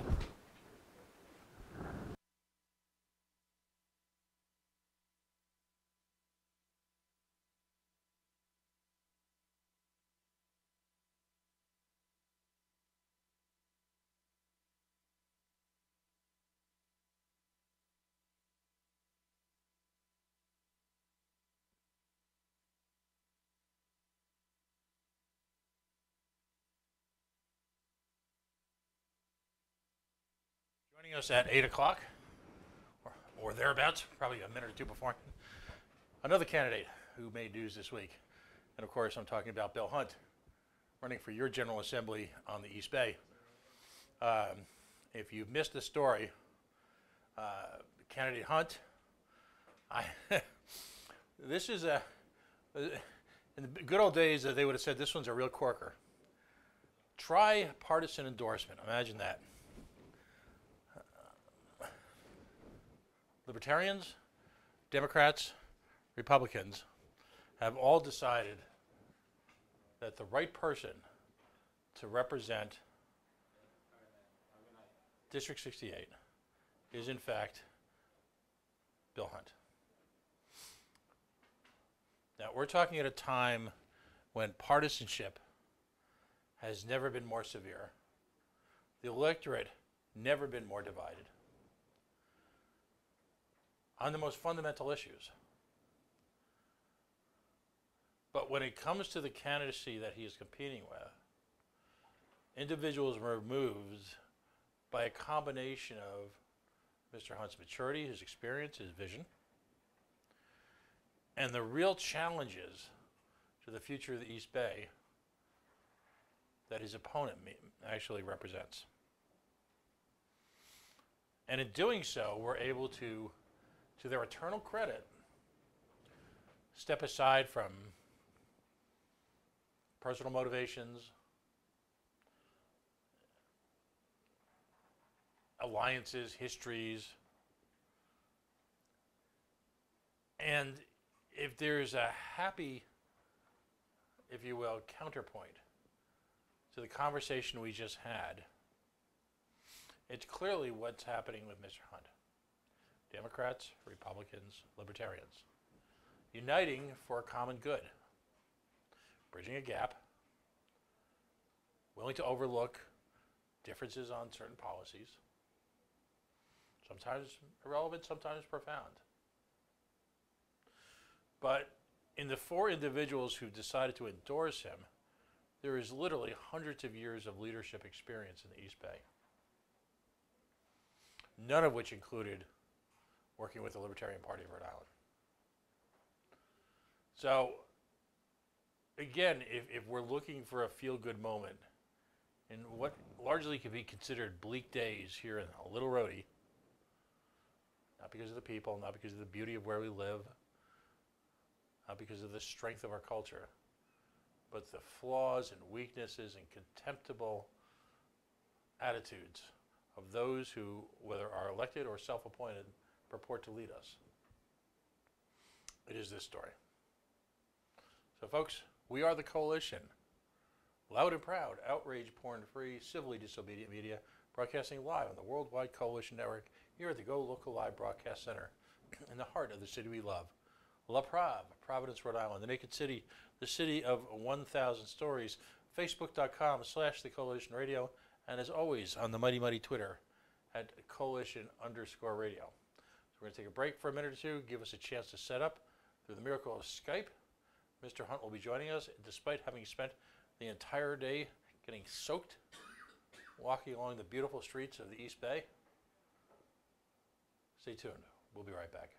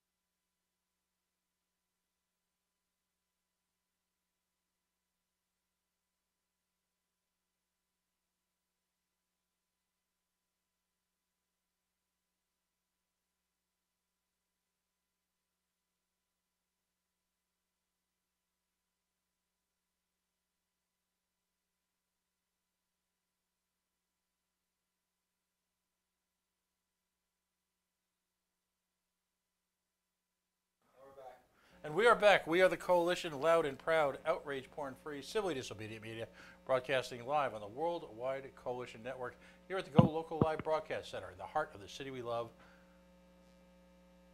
Providence, Rhode Island. The Naked City, the city of 1,000 stories, maybe more after this week. This is the week that legends are made of. Just a couple days from the election, Dr. Muniz just joined us. Provocative hour and a half talking about issues, but as importantly, talking about the events leading up to, I think, one of the more compelling stories of this campaign, despite what Dan York and a few other people may feel. I think it's incredibly relevant that if someone finds himself in a position where, I don't want to use intimidation, Dr. Muniz can clearly stand on his own, but whereas folks are trying to, in their own sort of ways, spin a story spin an event, spin an election. You know, clear reference in that election was made to the Kennedy election. And the doctor who ran against Kennedy was a highly accomplished individual who really represented the best, I think, of what Rhode Island has to offer. Not only was a doctor, he was a medical volunteer, worked with, as I remember, babies who were suffering from HIV. Just a great all-around guy. And you wonder how the history books would have been rewritten if he, in fact, had been our congressman for the last 10 or 12 years instead of what ended up following him. Think on that for just a few minutes.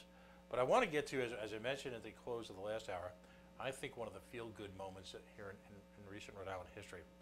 And obviously because I'm involved in it, I have my own perspective. But step aside from the fact with the individual, and the cause he represents. And we'll have to spend plenty of time on that because he's a great guy and he represents a wonderful cause. But look at the times we're in. Hyper-partisanship rules the day. People of goodwill are simply unwilling or unable to get together and agree and focus on some of the most basic aspects of governance. Never mind some of the deeper philosophical leanings of the level of governance. I'm talking about simple execution of day-to-day life. People who are so embittered that they see nothing but really true evil in people that, even as recently as maybe 4 or 5 or 6 years ago, would have displayed some level of camaraderie to, even in the darkest days, whether it be gallows humor or not. People who were able to work together to achieve some level of common good. That's been replaced by just the sheer rhetoric of discord, disunity. It's I can't say it's shocking because I've seen this coming for quite a while, but the steps that people are willing to employ in the efforts they're willing to go to literally crucify, and I use that term intentionally, crucify individuals with whom they have simple disagreements over in the body politic is staggering, and the impact on the day-to-day lives of ordinary Rhode Islanders has been equally staggering. We are mired in the midst of just chaos. And of course, all those who accuse me of always being the doom and gloom, let me reflect that we have a wonderful state. It is truly a beautiful place to live. The spirit and the talents of the people who live here are unparalleled, and they exhibit it in day-to-day ways that are incomprehensible in other parts of the country. The entrepreneurial spirit that still, despite all efforts to the contrary, manages to exist. The level of innovation that takes place here, the arts, the sciences, food, universities, we've got it all right here. And all we need to do is make that one step beyond the people who, whether it be elected, self-appointed, purport to be our leaders. So in the midst of all this, what happened this week? Well, I'll let him tell the story. But the notion that right now in the year 2018, early November, in the days leading up to an important midterm election, both nationally and locally, that we could have a case of genuine tripartisanship, and that's what I'm calling it, where individuals who have competed against each other in the body politic, in some cases for decades, would exhibit such goodwill as to put aside their own personal feelings, their own personal philosophies, their own personal histories, and look to an individual as the person most suited towards leading a community forward is staggering when you contrast that to what's happening across Rhode Island and really across the country. And that's what happened this week. I'm going to let him tell the story. I've got on the line through the miracle of Skype phone, I've got Bill Hunt, General Assembly candidate for District 68. He's spent the better part of the day getting soaked, re-soaked, dried off, and re-soaked, engaging in the door-to-door campaigning that is the hallmark of Rhode Island elections. He is tireless. He is both a philosophically, ethically advanced individual in the sense that he not only looks towards the mechanism of governance, but he spends a great deal of time understanding why there's governance or why there should not be. He's a libertarian candidate for the General Assembly. I'm proud to call him my friend. And for probably the third or fourth time this election cycle, I welcome to the coalition. Bill, welcome aboard. Hey, Pat, thank you so much for having me on. Thanks to GoLocal.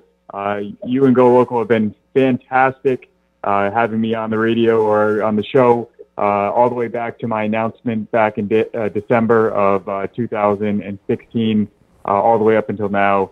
And it's great to have so many people out there hearing the message and learning about the campaign.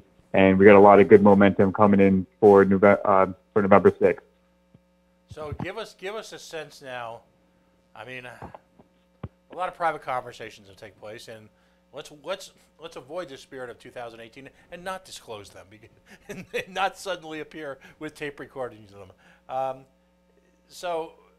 But clearly this is something that welled up from a group of people over time from vastly different experiences. I mean, you know, they're well known to people in the East Bay and across the state.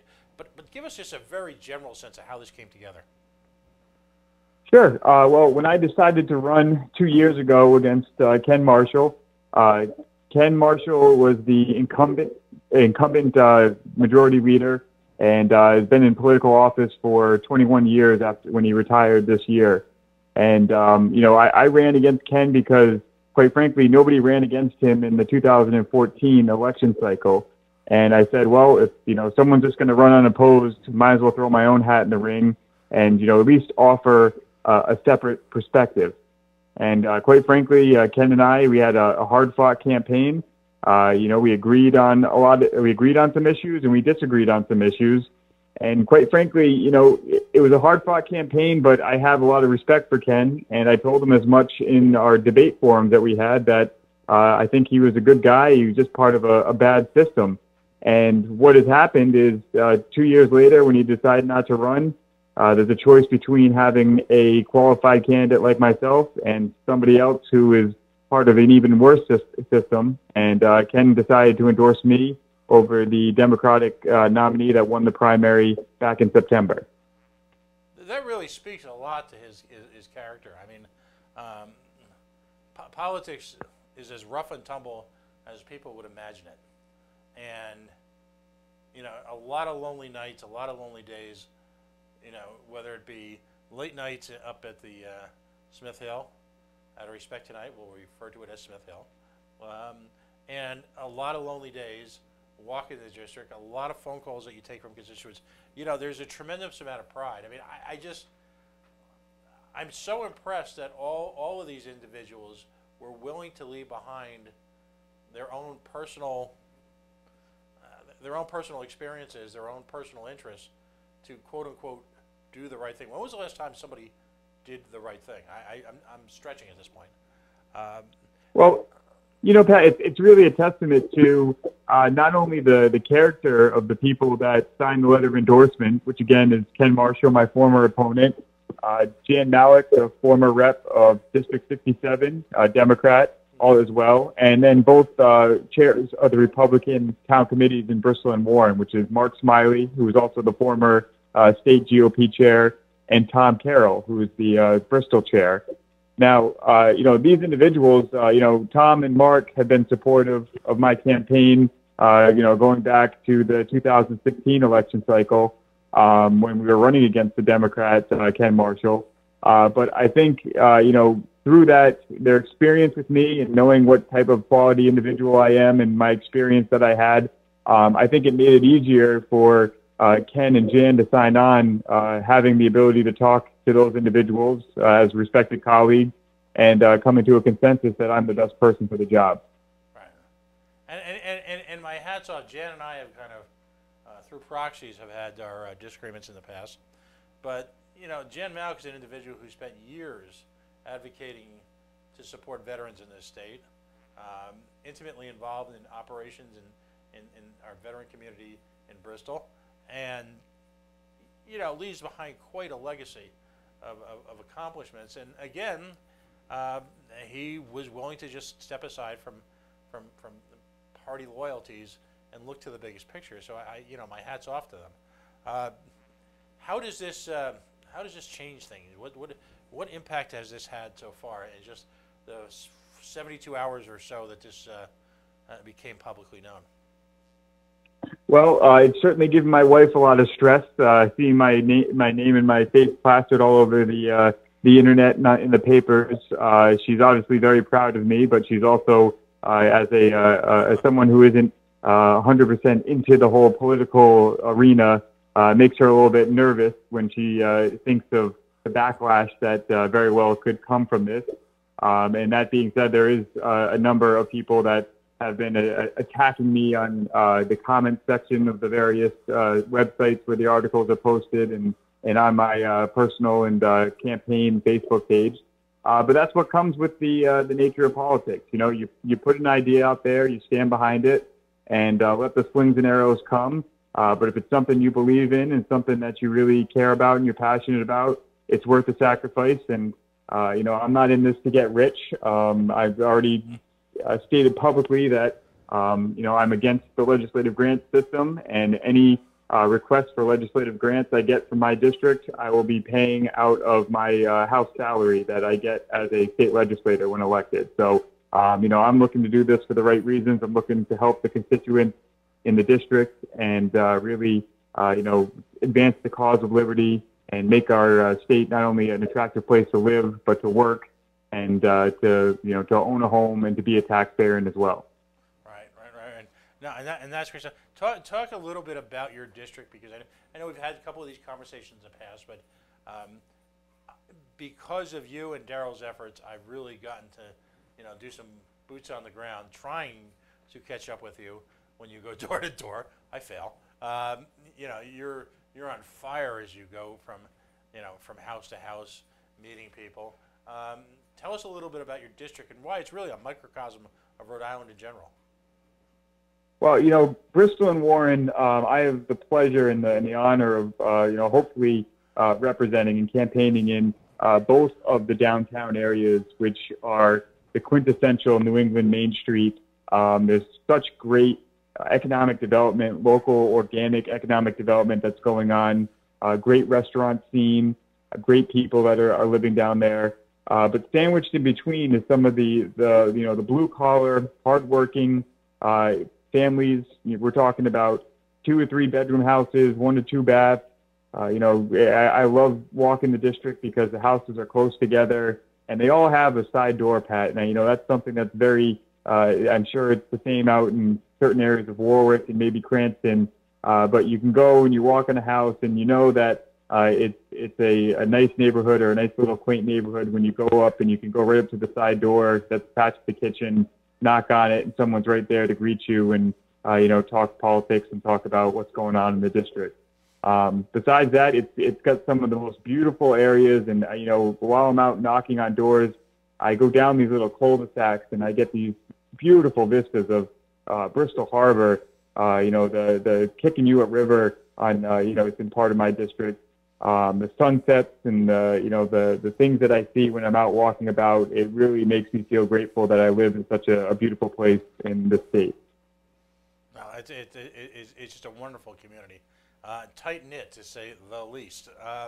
Much has been said about the progressive incursion, if you will, the attempted takeover of the East Bay.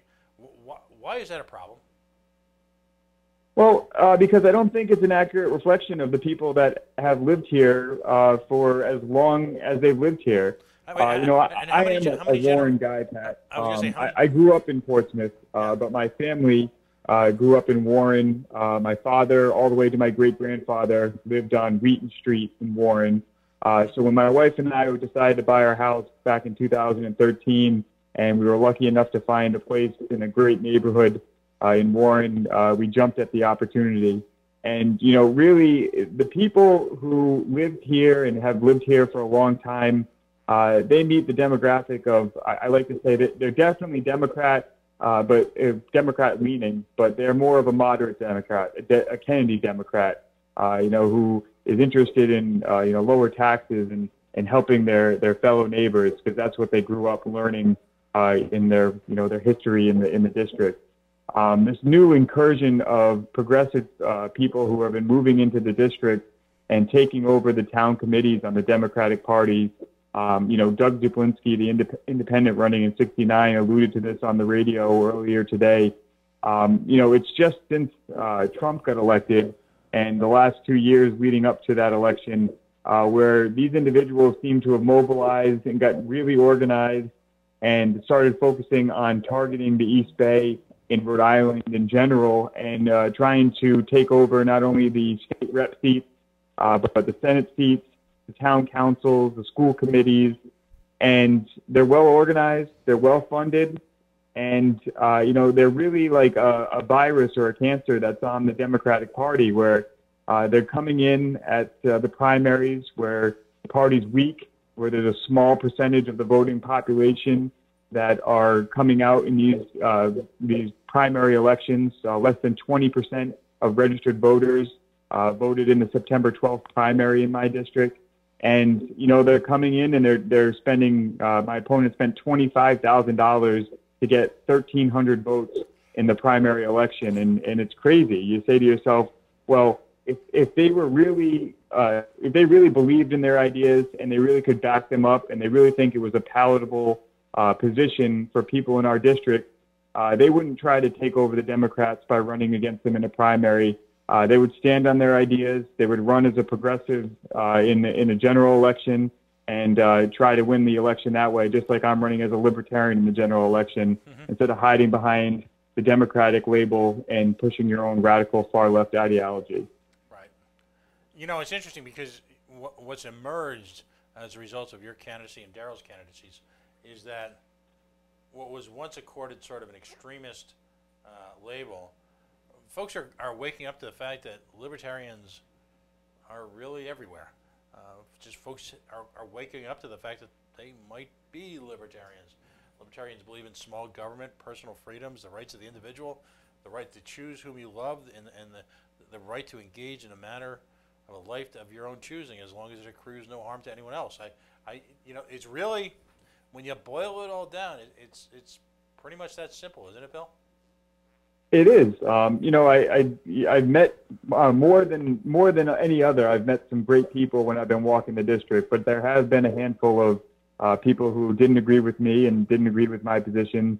And one that sticks out particularly in my head is a woman who came out and was very confrontational and laughed at me when I told her that I was offering a moderate alternative with the libertarian platform, as if the libertarian platform isn't a more centrist position. And I really think it's a misconception that we are a radical party with a radical ideas. We're a party of principle, and whether or not you believe with every single principle, that's neither here nor there, because obviously if you argue any political philosophy to its logical extreme, you're going to come up with some crazy ideas and some crazy examples. But the bottom line is the libertarian philosophy, it takes your personal emotions out of it, and it applies a principled logic to any type of question or any type of issue that you ask about. And sometimes that's difficult for individuals. Sometimes you don't want to agree with the position, but you got to be a mature adult and agree that not everybody thinks like you, and not everybody wants to go along with the same thing, and come up with their own way of doing things that is perfectly fine as long as they're not hurting anybody else in that process. And I think that's a level of maturity and a level of, like I said, being an adult that just doesn't exist in the progressive left party right now. They tend to take everything with emotion, and if something doesn't go their way, they respond with a lot of hate and vitriol, and they're nasty and they attack people who don't agree with them. I tend to be, and like I said, my position on a lot of things is, to be the adult in the room, to offer a good alternative. And when people attack me, I tend to listen to what they have to say and, let them have their opinion. But I'm not going to engage with that type of vitriol. I'm just going to go out there and try to make my message resonate and hopefully it does with the voters on November 6th. How do you know, one of the ways that folks on the far left will try to create a bogeyman image of us is corporate welfare. How do we feel about corporate welfare? Well, corporate welfare is, you know, for an ideology that talks so much about different things and pay equality and all this other injustice, they seem to be very much in favor of these corporate welfare programs that, you know, just because they agree with the issue that it's going for, they agree with the corporate welfare. But if it was a organization they didn't agree with, they would be against it. And it's that type of doublethink where it makes their ideology, you know, invalid, I feel. If you're against corporate welfare of a big bank or, you know, a large corporation that seems to be the enemy of these progressives, you should also be against corporate subsidies for renewable energy and, you know, things that they are in favor of. And it's not because, you know, we as libertarians hate the environment or we as libertarians don't like these altruistic causes that they are for. It's just the fact that we don't think the government should be tinkering in it and picking winners and losers and subsidizing philosophies and plans that you know, are invalid. They can't stand on their own. So why are we going to back them up with taxpayer dollars? Let the free market decide. You know, the people, you know, no government think tank sat down and developed the iPhone. That happened as a result of free market economics that was able to come up with a product that everybody uses and everybody loves and something that's frankly changed the world. You're not seeing the same type of developments coming out of a government bureaucracy. Right. As I like to say, capitalism, true free market capitalism, not what we practice today, is by the mechanism by which the individual can realize their full human potential. And when you look at some product as capitalistic as, well, just take the iPhone to its most basic core, the camera phone. Oh my, talk about something that's changed the world. You know, on everything from a commercial level to even for those folks across political ideologies who seek justice. If it were not for the camera phone, we would be a vastly different world. And yet that was, as you point out, a lesson in free market economics. You know, the state has got so many challenges. You know, you were on with Josh Fenton the other day here on that, and we're going to be blasting that over the weekend. It was a great interview. Clearly, as libertarians, we're known for wanting to cut taxes. But I'll ask you the same question he asked you, and maybe you can amplify it. You know, if you're going to cut taxes, then you got to cut spending. What are some of the areas that Rhode Island can frankly spend a lot less in and not impact the quality of overall life? Well, the example I gave Josh the other day was Commerce Corporation, and that kind of ties into what we were discussing about corporate welfare. Here's a big bureaucracy where their entire principle is to give away our taxpayers' dollars to winners that they choose. A lot of them are large corporations from out of state with the promise of getting jobs. But I think the Commerce Corporation is a good example of a lot of the departments in government. You know, they start off as small departments with minor budgets that started for a good reason. There's a reason why we started these departments. But because of the lack of zero-based budgeting that goes on at the State House, these departments grow year after year, and they compound year after year, and they hire new employees. And the reason why the budgets grow is because they have to spend all their money in this budget period, or else they won't get the same amount next year. And then next year, I'm going to ask for 10% more in the hopes that I get 5% more. And then after a while, you need to justify why you're asking for 5% more. So you need more equipment. You need more employees. And then the next thing you know, these small departments that started as these, you know, one or two people that are helping serve a specific need that the state has and that the constituents have now ballooned into these big bureaucracies that are moved so far away from their core values that they're not even providing the service that they were designed to perform. And you know, it's tough to run a campaign on nuanced conversations about where I'm going to cut taxes in government because people's eyes tend to glaze over when you start talking about these these bureaucracies and how they've grown, because this stuff happens under people's noses and they don't even realize the scope of the problem.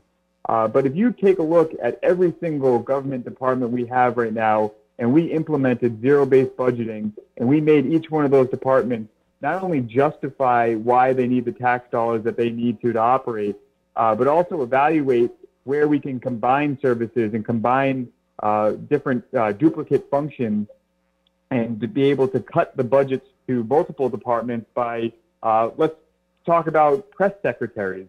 Why does every single government department need a press director?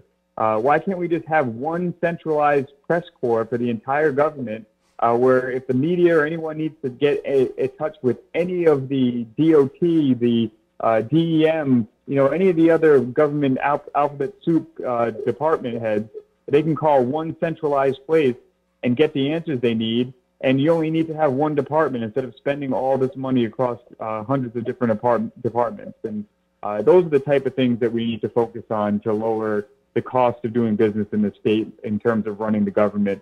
And that's what my focus would be on when I get elected, is to make sure I'm focusing on, if not accomplishing them, because that's obviously the goal, but at least shining a light on them and making sure that people are aware of these issues and aware of what's actually going on in the State House.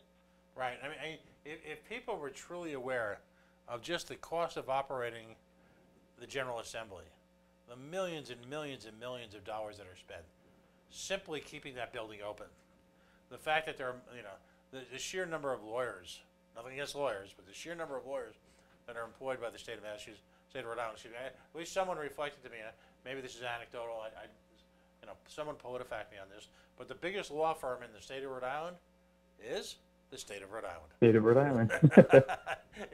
And that's all you need to know. I also get the sense that if you talk to you or Darryl, any of the folks who are in a public role in the Libertarian Party, as much as we volunteer to help each other out, refining our message, none of us really need someone to speak on our behalf, do we? No, I mean, that's another thing. I mean, as an elected official, you should be the end-all, be-all, the person that the press reaches out to and answers to them about the positions that you're taking and the policy that you're implementing. The fact that we have PR directors for elected officials, well, why do we need elected officials then? We could hire, basically hire people to run the entire government and not have these elected officials who aren't even there to answer for what they're doing. It's something that we really is a big problem in the state, and we need some honesty in government and some people to get up there and defend the decisions they make and defend the ideas that they have in person and not through some type of filter. Right. Well, I'm going to ask you to do the same thing. I'm going to give you a couple, 5-6 minutes, if you will. This is the last chance you'll have, at least on this show, and we'll share this as soon as we get off the air around the Rhode Island social media sphere. But give Rhode Islanders in general, but particularly the people in District 68, give them a 5 or 6 or 7 minute elevator pitch, and just, I'm going to walk behind because I want your words to resonate. After a full day, it was tough for you to get out here. So, and I appreciate you taking the time, because it's been a full day, and you're going to be to the wall for the next few days. And your energy and spirit continue to astonish me. And I've known you for a few years now. We've known each other for 4 or 5 years now, believe it or not. It's been quite the brotherhood and sisterhood that we've all gotten together around a common goal, and continue to work together as a team to advance it. It's I have to tell you, on a personal level, it's been a remarkable experience working with you. But give folks the elevator pitch, if you will, and from the heart, as you always do. All right? And I'll be back in about 5 minutes. Well, Pat, I'll just echo your sentiments. It's been great having you as a friend and a colleague for the last 4 or 5 years. And like always, it's always a pleasure to hang out with intellectual equivalents and people who have an honest spirit as well.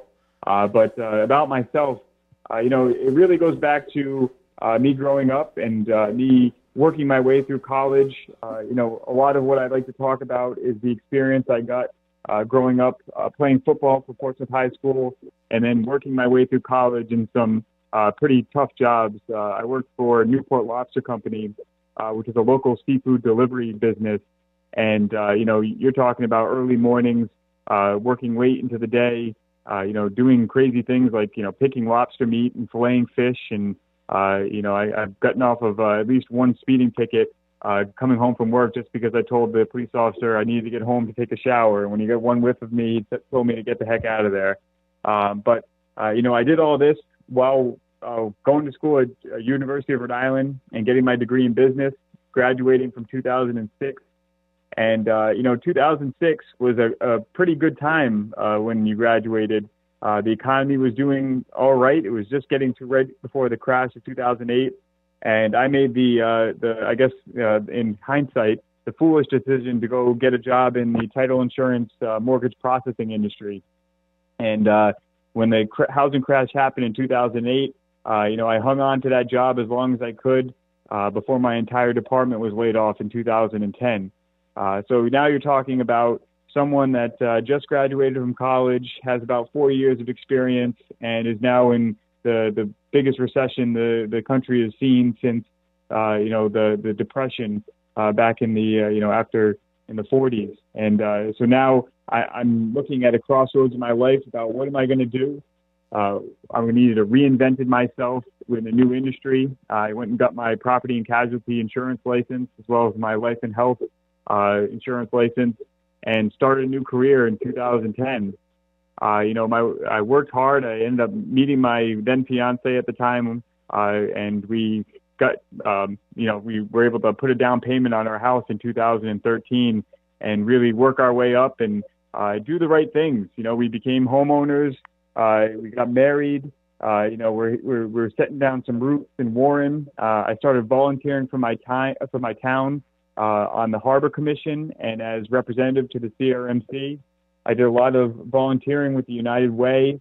I got involved with the Trade Association, the Independent Insurance Agents of Rhode Island, their Young Agents Committee, and really started getting myself, involved and active. I also got involved with the Libertarian Party of Rhode Island due to the fact that, I was a little bit disillusioned with the way the Republican Party was heading after the contentious election, the primary between Ken Block and Alan Fung.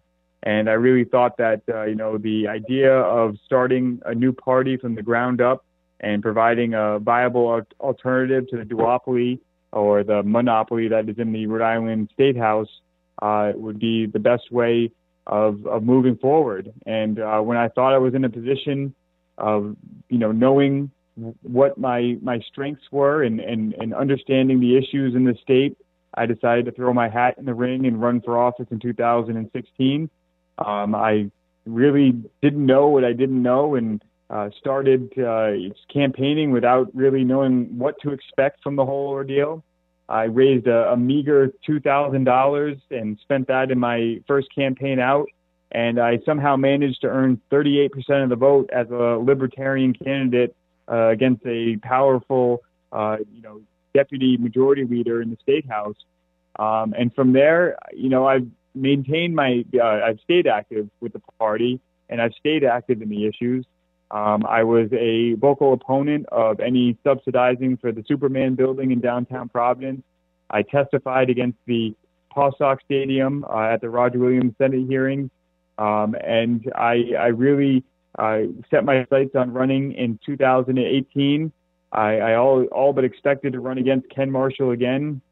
But when he decided not to run and it started seeing that it was going to be a progressive versus a more moderate Democrat, Andy Kiska, I called it from the beginning. I said, these progressives, they're organized, they're well-funded, and I won't be surprised if this 25-year-old first-time candidate who's never really had a job in his entire life wins the primary.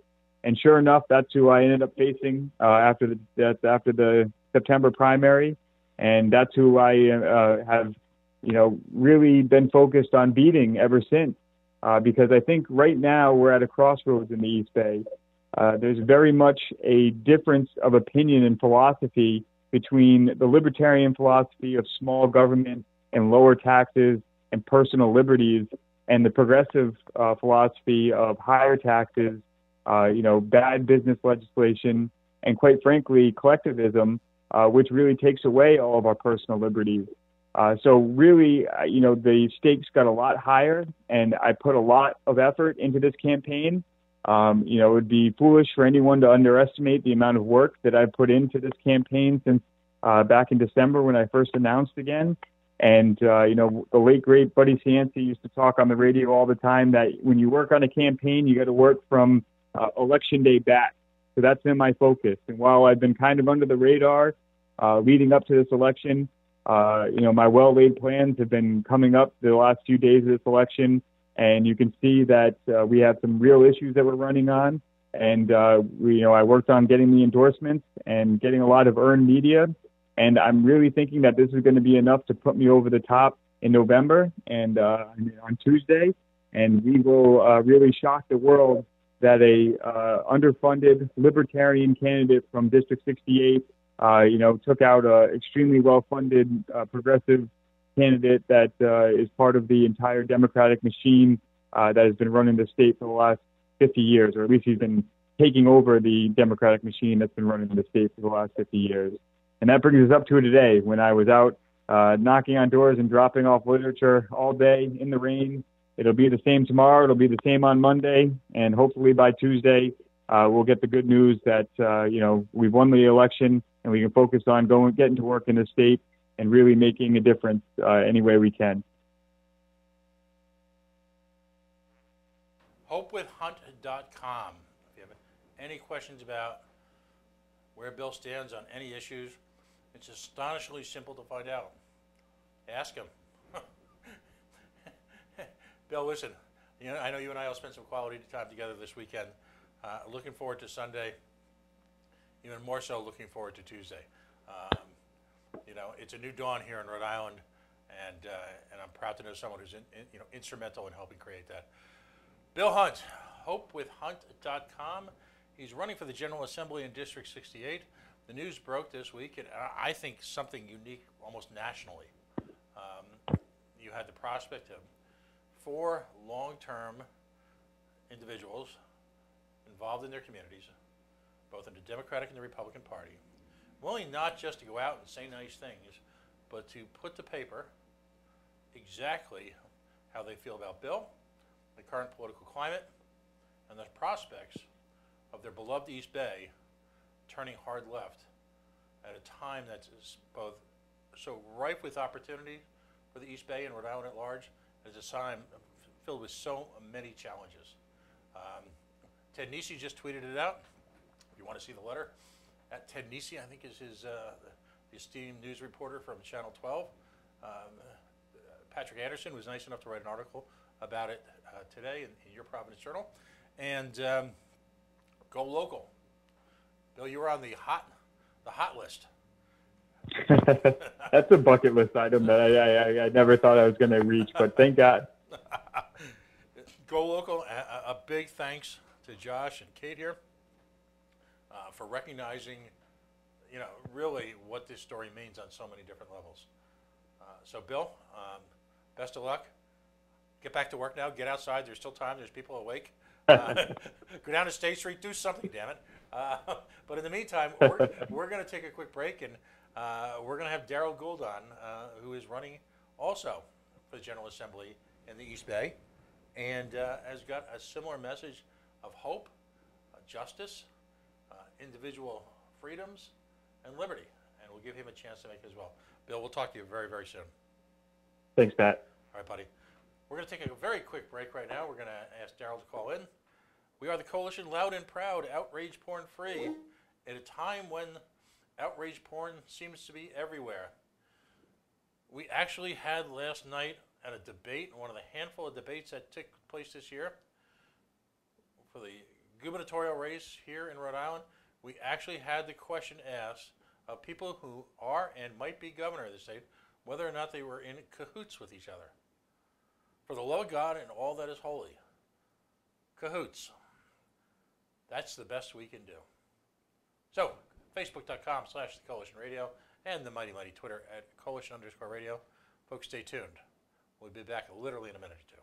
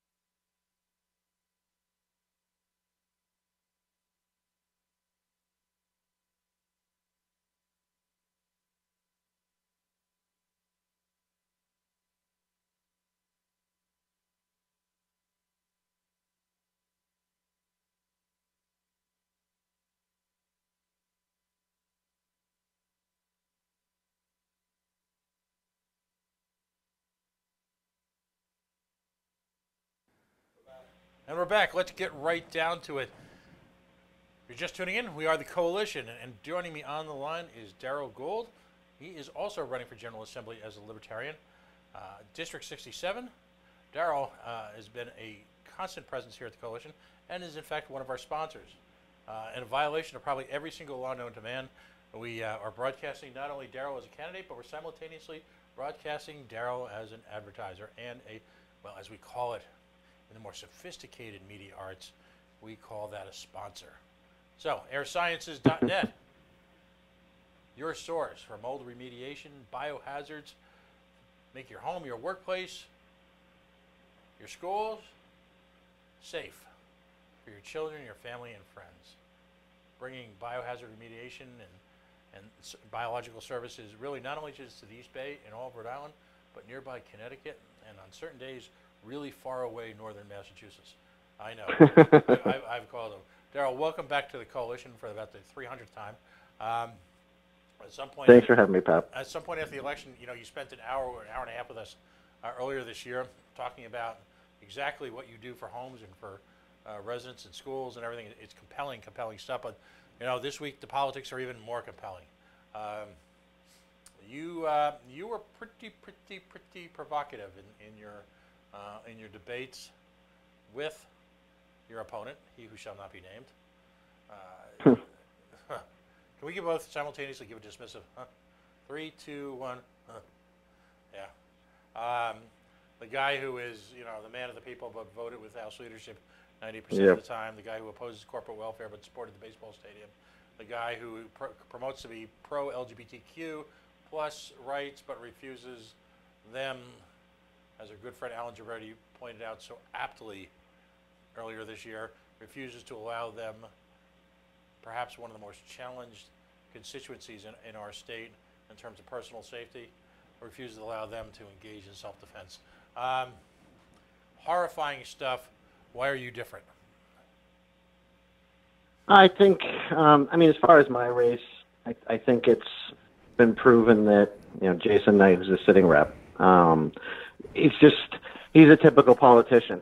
And it's been interesting, Pat, because, you know, I have a principled opposition to the progressive ideology, if you can even, you know. So for me, it's very easy for me to have a distaste for where he lands in the political spectrum. Not so much for other people, which I understand. At the end of the day, I think the biggest challenge I have with Jason Knight as my representative is, beyond the fact he doesn't necessarily represent me, he's not an advocate for our district. Everything he purports to be when he runs is different in actual practice when they're in session. So it's a typical politician. He's already burn bridges with certain, people who support certain causes based upon, committing and backing out, and, not, voting with the majority because he knows he can't win on, on his, where he stands initially. For me, it's really the differences of an advocate versus a politician. I've always, as you know, I'll fight tenaciously for causes that I believe in. And that was born out of my daughter being bullied in school and working with some great parents on, bullying issue and IEPs and curriculum and trying to fix the problems that we have from the outside. And, as you find your way down this path, that got flourished into a practical full-time job in, activism and advocacy. And so, that's why I'm running again. It's different than last time, as you know. I think this time, as you mentioned, it's a little provocative at times. The last time I ran, I was very concerned. I didn't want people I had to represent what a good libertarian was. And I think we have a good story to tell it. I didn't want, any of us being too extreme to take away from what's really an attractive message, especially in Rhode Island right now.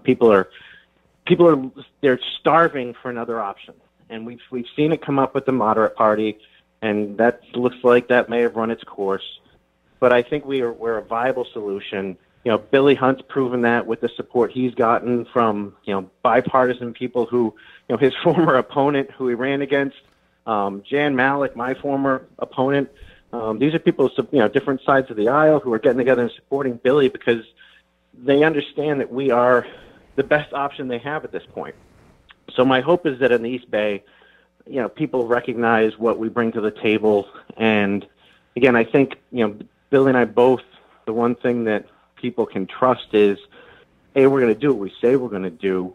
We're people of principle, and I've been painted as selfish and extreme, and it couldn't be further from the truth. And if it is, then the majority is extreme, because I hear people when we talk about our philosophy and what we believe in and what we represent, what we hope to do. There aren't a lot of people arguing with us, and I had a conversation with a young man online last night. And he followed me politically, and he had a comment about his endorsements. And he's probably 21, 22-year-old kid. And he had Jason Knight on there. I said, well, can I ask you why you're supporting Knight? And obviously all of his endorsements were very progressive leaning. And so he said, well, I think he closely represents what I believe. And I said, well, here's a bunch of examples where he doesn't necessarily walk the walk. And at the end of the conversation, it was very respectful, and it wasn't, not adversarial at all. It was really more inquisitive than anything else on both sides. And in the end, he said, he aligns more with what I believe. And so I think there's a lot of people who, if someone's telling you what you want to hear, they're more than happy to blindly go behind you and hope that you're going to do right by them. And the challenge with Jason Knight is he doesn't walk the walk when he's actually at the State House. I mean, let's go down some of the key differences. Marriage equality. When did the Libertarians support it? 71 to 72. If Uncle Joe Biden doesn't kind of get out in front and speak out of turn, Barack Obama is fundamentally opposed to it. The war on drugs. It's financed essentially by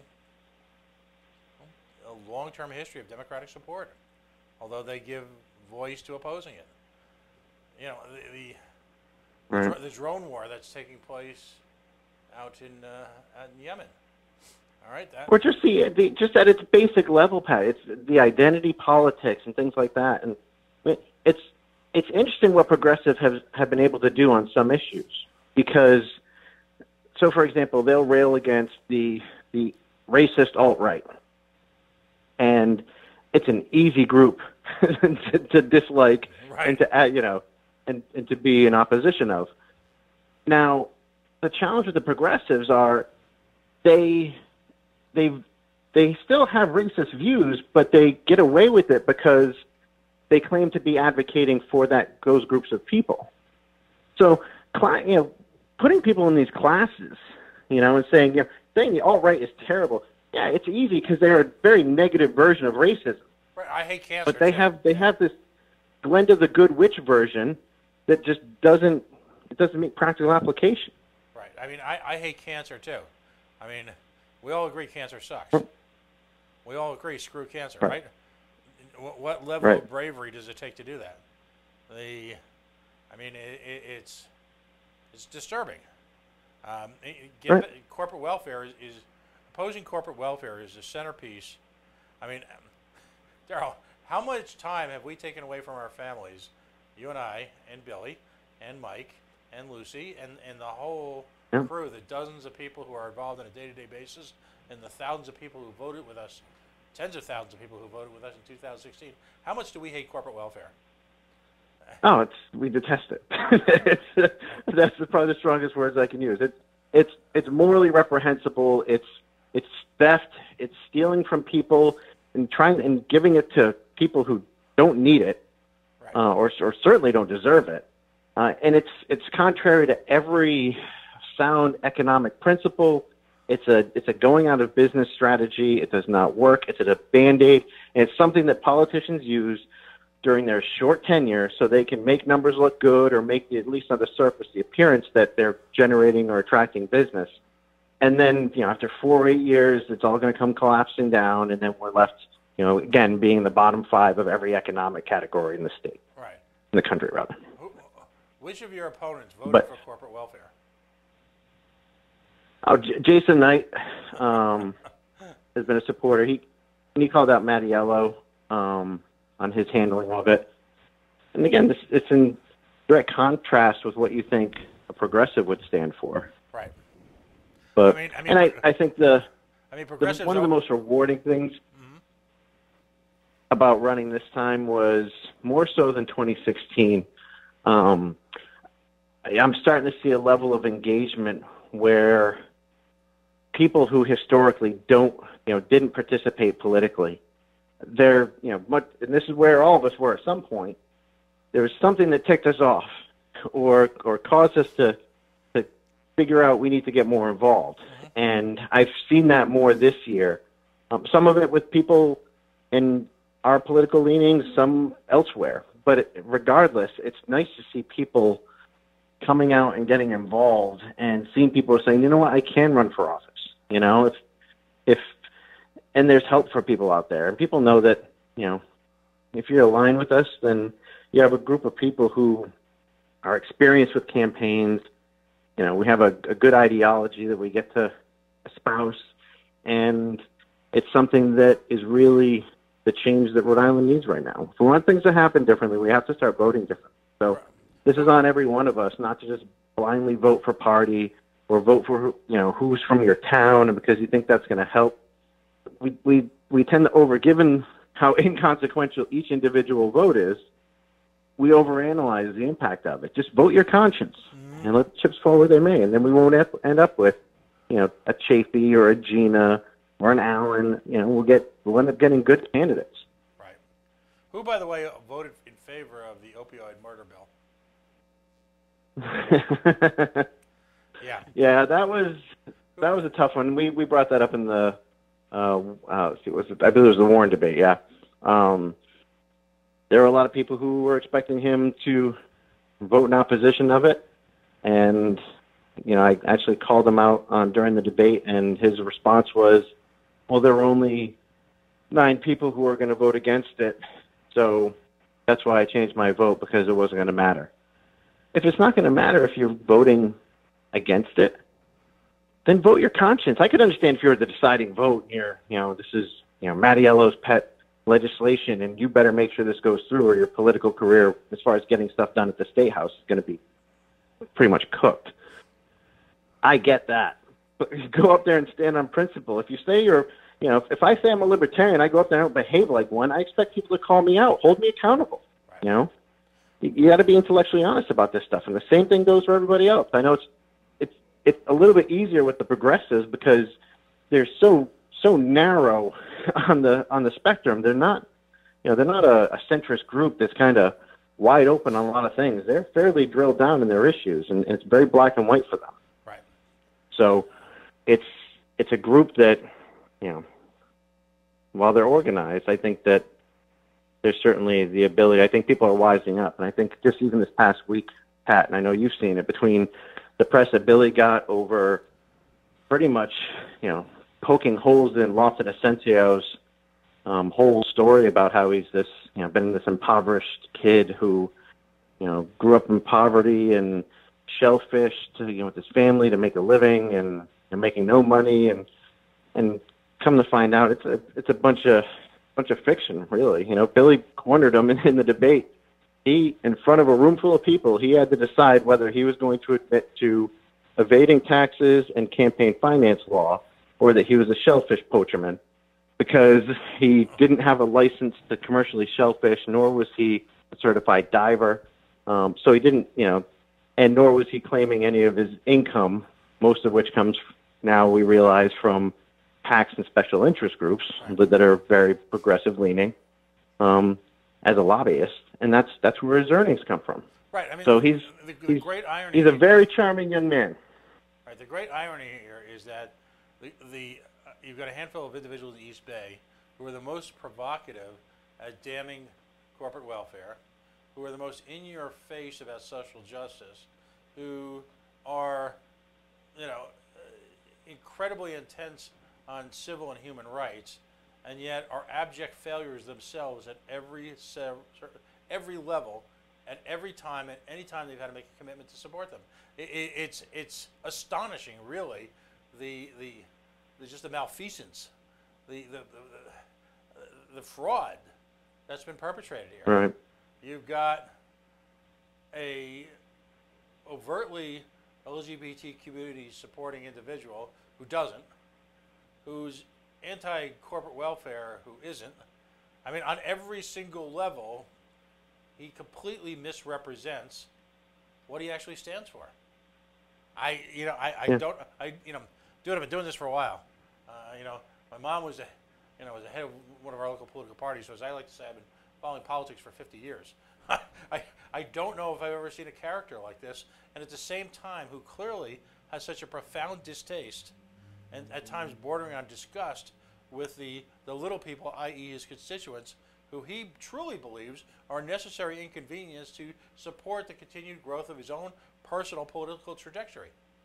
It's the arrogance, the fraudulent, it's breathtaking to watch. I don't know if it's possible to make this crap up. And we know we know people in the recovery community who were devastated by his vote. And I'm just asking those people, listen, if they can't bring themselves to vote for a libertarian, then write somebody in. All right? Right. If you can. Or start running yourselves. And I hope people do it. Democracy works better with choice. And I'm not of the opinion that everybody has to be a libertarian. Just get more people out there, get more options. Every year, 40% of these seats run unopposed. People need to get out there. You don't have to make it a full-time job. You can do things. There's a lot of things you can do with social media. But if you're any kind of advocate out there, like you're saying, people in the recovery community and people in small business community, run people just to get a microphone. Bring attention to some of the issues that are important to you. If luck works out, you're in the right district, and you have supporters, and you do okay, and things line up for you. You might even get in and be able to change things from the inside. Well, Darryl, I'm going to give you the same opportunity. We've got about 4 or 5 minutes left. We're going to start spreading this tonight between Dr. Munoz, your contributions tonight, Billy's contributions tonight. Give Rhode Islanders the Darryl Gould 4 or 5 minute elevator pitch. I'll come back in at the very end. Okay. And and again, Darryl, thanks for your support of the show. Thanks for just being willing to put yourself out there again and again and again, despite the hectic life you lead and what you do for people in the business community. It's as I mentioned to Billy, I am truly blessed that I work with people who give a damn and are willing to extend themselves well beyond what mere mortals do, while at the same time, somehow you and I always manage to be at the end of the daggers from a whole group of people. I don't know if it's we intimidate them. I don't think I intimidate anybody, but I don't for what reason, I'm not sure. But your willingness to engage and engage and engage again to fight the good battle, for which you will never yield any personal benefit, is astonishing. So give me your best pitch, and I'll be back in a couple minutes. No problem. Thanks, Pat. So I guess my pitch to anyone out there who's watching and listening and is in the Barrington and Warren area, please spread the word. My background, I'm a 44-year-old single parent of 3 great kids. They're in public school. As I referenced earlier, I've dealt, as an advocate with bullying issues, worked alongside parents with IEPs, curriculum issues, trying to affect change in our schools. There's some great people out there that I support locally. Chuck Thibodeau, for example, is a great candidate for school committee on the Warren side of the Bristol-Warren Regional School Committee. I support him wholeheartedly. He's the type of person that we need. He's someone who, much like myself, was a reluctant candidate, got into this thing to try and make a change. But again, my background from there, from the education side of things, very much involved with the Libertarian Party. But it's really been trying to fight for, whether it's against the Paw Sox Stadium or against taxpayer dollars for the Superman building, or all these taxes and regulations, the online internet tax that just went into play a couple days ago. All these things that, by living in Rhode Island financially, it's death by 1,000 paper cuts, and people are leaving this state at a breakneck rate, and we need to fix it. We need to give people a reason to stay. We have a lot here, but at the end of the day, it's untenable when people are choosing to leave the state. So my goal as a state representative, if I'm so fortunate as to be elected, is really to be an advocate for our district. I think that being a libertarian, most people will understand where I stand. If you know what a libertarian is, you'll know where I stand. And it's, you can make your decisions about whether you align with me. But we always talk about the 80-20 rule. You're not going to be 100% in agreement with me, and that's fine. If we're 80% there, then we're in really good shape. And again, at the end of the day, my greatest asset is being an honest advocate for people who I support, believe in, or represent. And like I said, I'm very fortunate to be parts of groups as far as education and child advocacy, and on the political side, and small business groups where I get to see this in action every day. And it's kind of that solutions-oriented approach where, not trying to be a subject matter expert on everything, but looking to the district and looking to the businesses and figuring out what's in everybody's best interest and pushing that forward. And that's ultimately what I think the goal of any rep should be. And I think too many people look at state reps as lawmakers, and that's part of it. We got plenty of laws, and a lot of the stuff we just see added, it doesn't make sense. It's feel-good legislation, or it overcomplicates things, or it's just something that's ill-conceived and punitive and revenue-generating on the populace. That really is, not the intended purpose of a lot of these things, or what it shouldn't be anyway. So, in closing, please come out and vote. Again, Billy Hunt in District 68. He was on earlier. He's a great candidate. I consider him a friend. I'm very impressed with the consistency Billy has had over the last 4 years running for his seat. He's a great guy, and he deserves it. I think the district deserves it. Bristol and Warren would be very well served to have him in there. And I'm not just saying that because his opponent is terrifying, but because he really is that good of a candidate. So it's not often that people get someone of that quality, and given his opposition, it's a no-brainer, almost no matter where you are on the political spectrum, unless you consider yourself a progressive. And we also have Porky Martinelli up in North Providence. Anyone who's watching and listening there, Porky's worked really hard. He's got some great team he's put together there, and they're very aggressive, and they've been out there trying to get the message out. So I hope that in his efforts to get the at-large seat on the town council in North Providence, that Porky is successful there as well. and also for state treasurer. People out there, I know most people don't view it as a very important race, given the financial state of Rhode Island and the impact that that seat can have, or that role can have. Michael Riley is by far, it's not even close, the best candidate for that job. He's a great guy. He's selfless. He's giving this a go, and this is pretty much, he's putting himself out there. He's willing to take the job at great personal expense, but he's willing to do it for the state because he knows he can fix a lot of the problems we have on the pension side of things and how we borrow money and where we invest things. He wants to get retirees their COLAs, and he's award-winning as far as creating funds, managing funds in all kinds of markets, and he's brilliant from a financial investment standpoint. So to have somebody like that, and no disrespect to Seth Magaziner, he's learned on the job. He walked into a nightmare that Gina Raimondo left him when she vacated for the governor's seat, and he's learning on the job. And this is not, that's like, teaching a 15-and-a-half-year-old kid to drive on an 18-wheeler. It's just a recipe for disaster. Unfortunately, we're the cargo in the back that's going to get damaged when things go poorly. So people out there, please, Michael's a great guy. Again, vote for him. He's a subject matter expert if there ever was one when it comes to investing. And I hope that he's successful over Seth Magaziner because he really is that good. And again, the impact that he can have on the state from a fiscal responsibility standpoint is almost immeasurable given where we are.